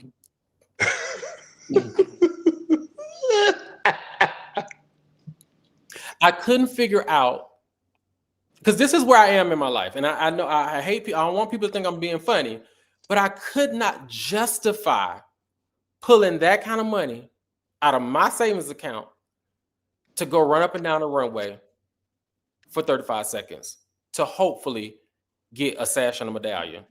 And then come home with the sash and the medallion, put the clothes back in the closet, and no, nobody wants to see me in those again. So I got to go buy more clothes for the rest of the year.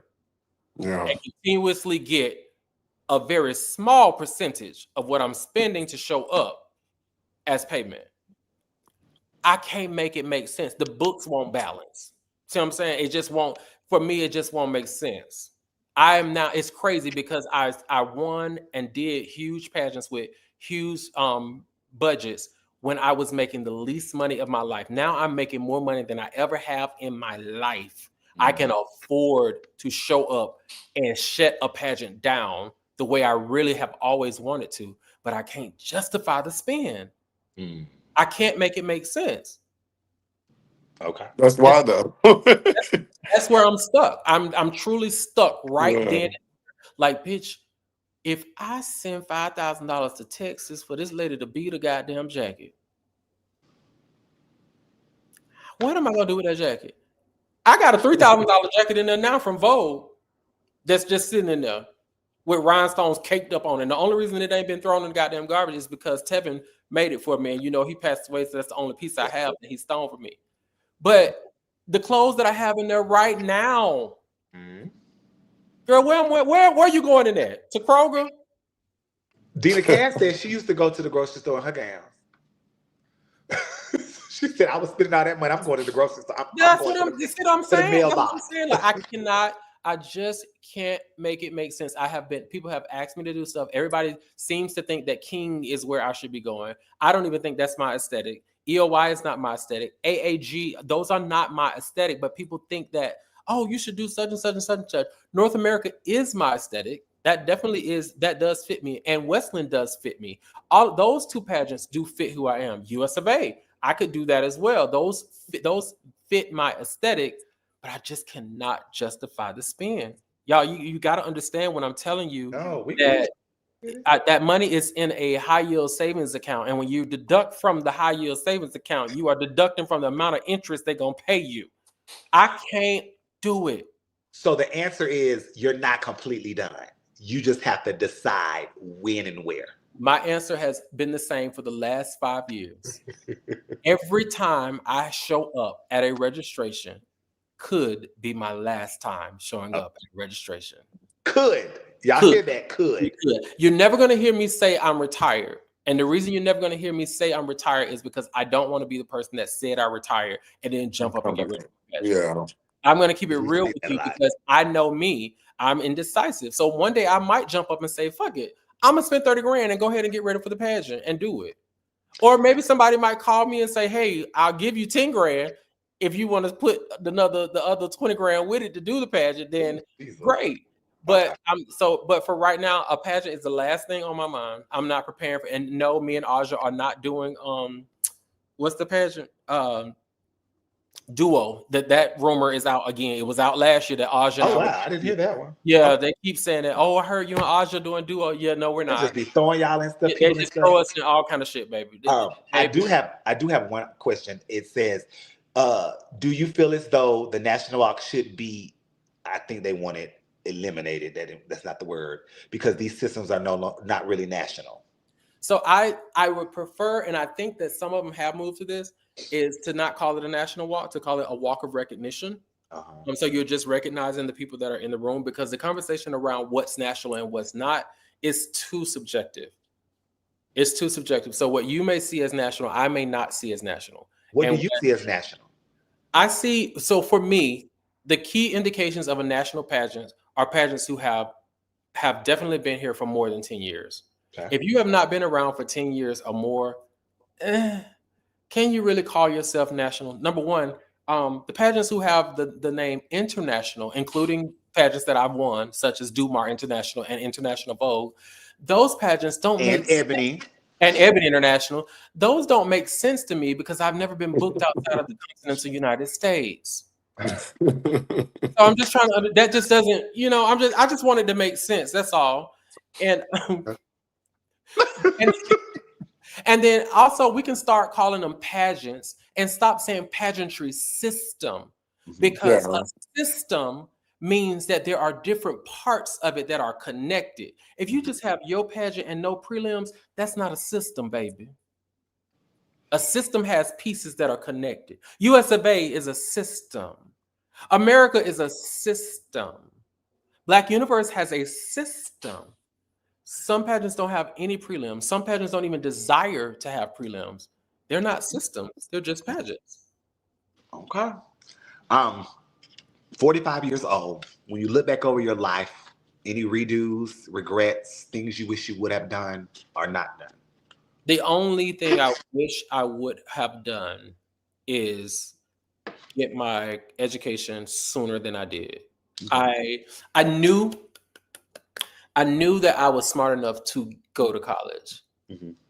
But I was in gifted programs when I was a kid. I was playing piano, I was playing saxophone, I was playing harmonica, all this stuff when I was in kindergarten. I was taking college classes in a gifted program back then. But because of my upbringing and everything that I went through, I started to question whether or not I really was worthy of those things. And so I became more and more fearful the longer time ticked on.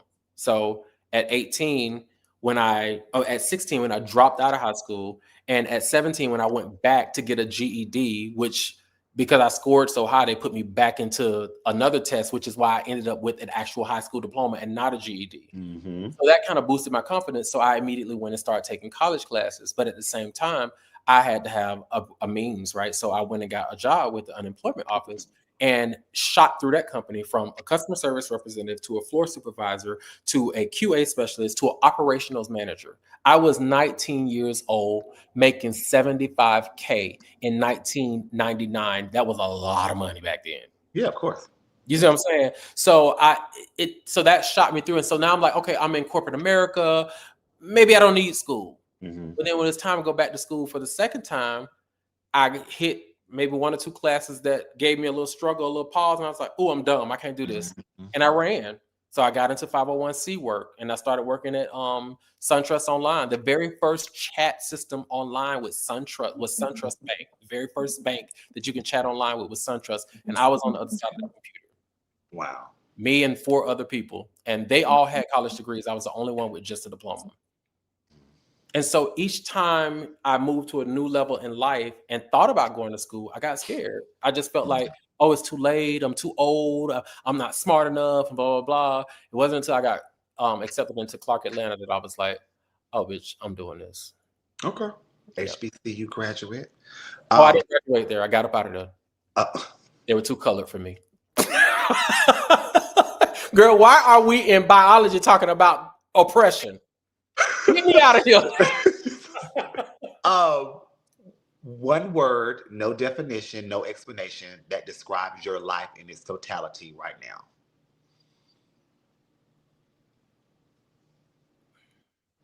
Perseverance. Okay.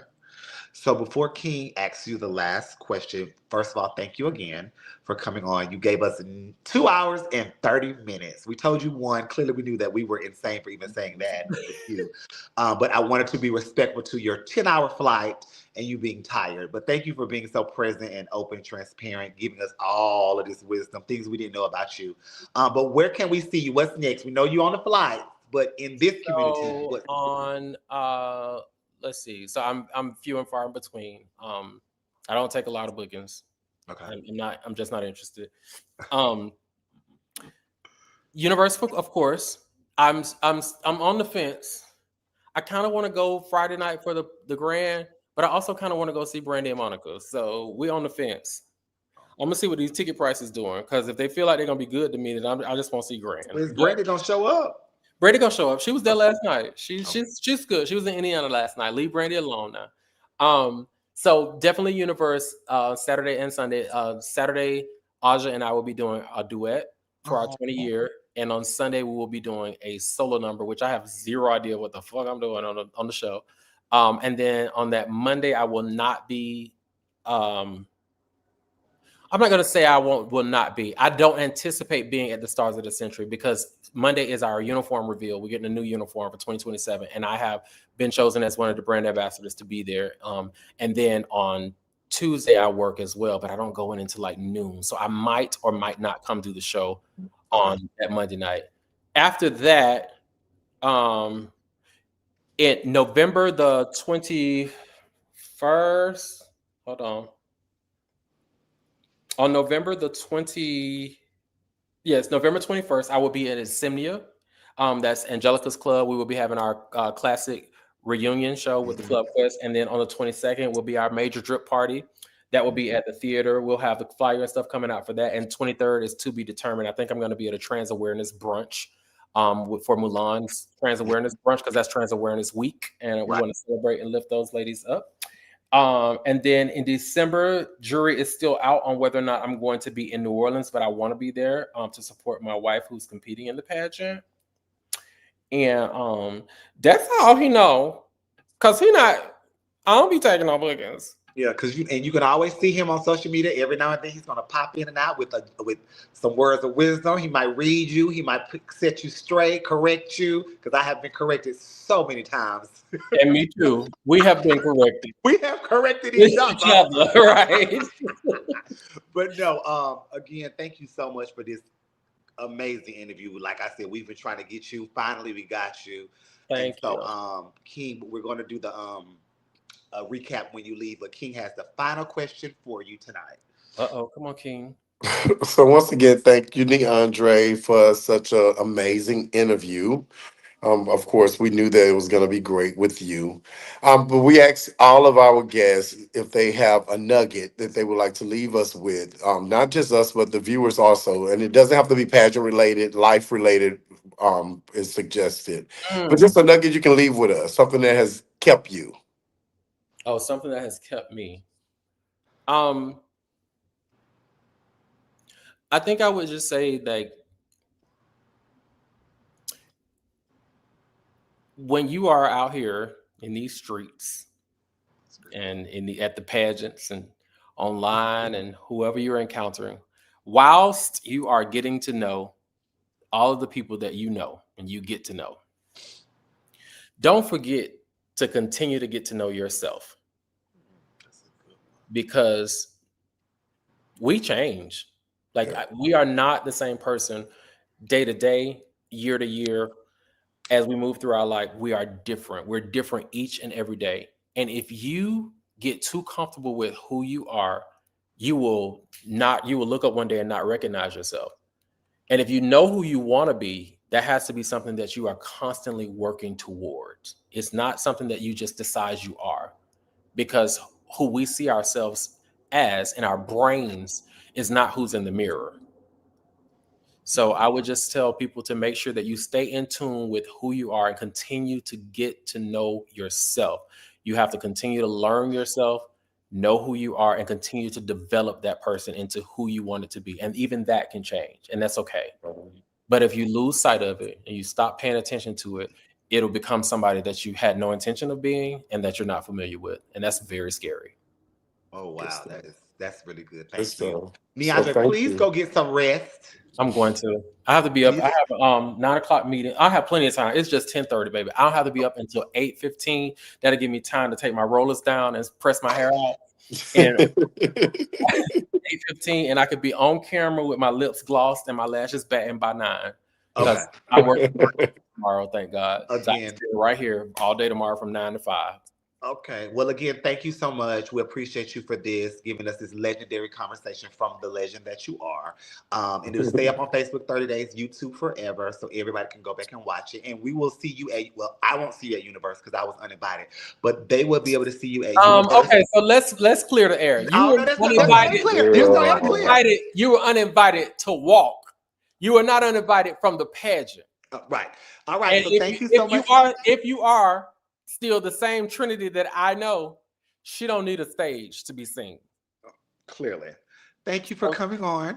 Have a but good night. before I go though, I do want to tell you all thank you, because when you gave up your titles as Renaissance, my simple request was that you did not let this platform go, because I felt like it was something positive. I felt like the intent was something that we needed. I feel like it balances out the various options of things that you have in the media that we're intaking in our community. So what you all are doing, I thought was fabulous, and that's part of the reason why I kind of withdrew and held back from coming on, because I didn't want it to seem like I had just sung y'all praises and now I'm rushing to try to get an interview. It wasn't Oh, about me. It wasn't about me. It truly was about the work that you all had done and what you have started and what you have built. I think people really, really appreciate these opportunities to get to know people. And whether you know it or not, they are, each and every time you do an interview, the person that they're getting to know the most is you two. So we appreciate y'all, and I just hats off to y'all. Kudos, this is awesome, and I look forward to seeing the interviews. And I've only watched 2 live. I just want y'all to know I generally watch half of the interview in the morning time while I'm pressing my hair, and the other half in the evening when I'm taking my press-ons off. So, You are so much. okay. Thank you so see much. y'all later. Thank you See so you much, later. Neaundre. All All right. right. Have a good one. Bye. Bye. That was so good, That was it was not? good. We knew it was It gonna be was, good. yeah, it We was always feel like invigorating. listen. We tell our guests an hour, child. We already know. Now we have had a couple of we be like struggling to get the hour through, but that was in the beginning. So that But I was learned so much amazing. about him, especially his His upbringing. upbringing, That yeah. was very much I wouldn't say shocker, but definitely I would have never thought. You know, But he's it explains his tenacity, though. It explains yes, why he is the way he is. So I love 16 it. years old. I think he said he had 4 jobs at 16. So Yeah, it's a that's why he's lot. constantly working. But we knew that when it came to this community and pageantry, he was going to be very, very, very, very wise and knowledgeable with what he said. So thank him for that. Anything on your end before we go? No, I just hope that everyone has a peaceful night and have an amazing week. Today is Monday, so you have the entire week to fix whatever was bad today. So just Yes. have a great week. Shouts out to my auntie, the lady Yasmin Bonet. She's on over in Birmingham for a while doing some work. So yeah, we will be back tomorrow with the hurricane. She'll be in. I be getting a lot of flack for not having plus Hurricane girls on here, and I'm a Katrina. plus girl. So we'll try to figure out some plus girls That's that a we can plus. get these But last. we've had a lot of plus if you count used to be plus. Well, you know what? Because that is we was at USA at Large last week, and them girls was what's the name said? It need to be called Miss Used to be USA at Large. Yeah. Everybody is small, but I appreciate people for working on their health because Yeah. that's their thing. But shouts out to that. All the US of A people competing this week. Best of destiny to you to be the next Mr. and Miss Gay US of A. Texas at Large. I'm sorry, Texas at Large. Texas. So we look forward to hearing who that winner is next week with our guests on again a doubleheader. But other than that, guys, this will stay up. Thank y'all for always supporting, and we will be back tomorrow at 7 p.m. Central Standard Time with our number 64. All right, have a good night, and we will talk to you later. Bye. Bye.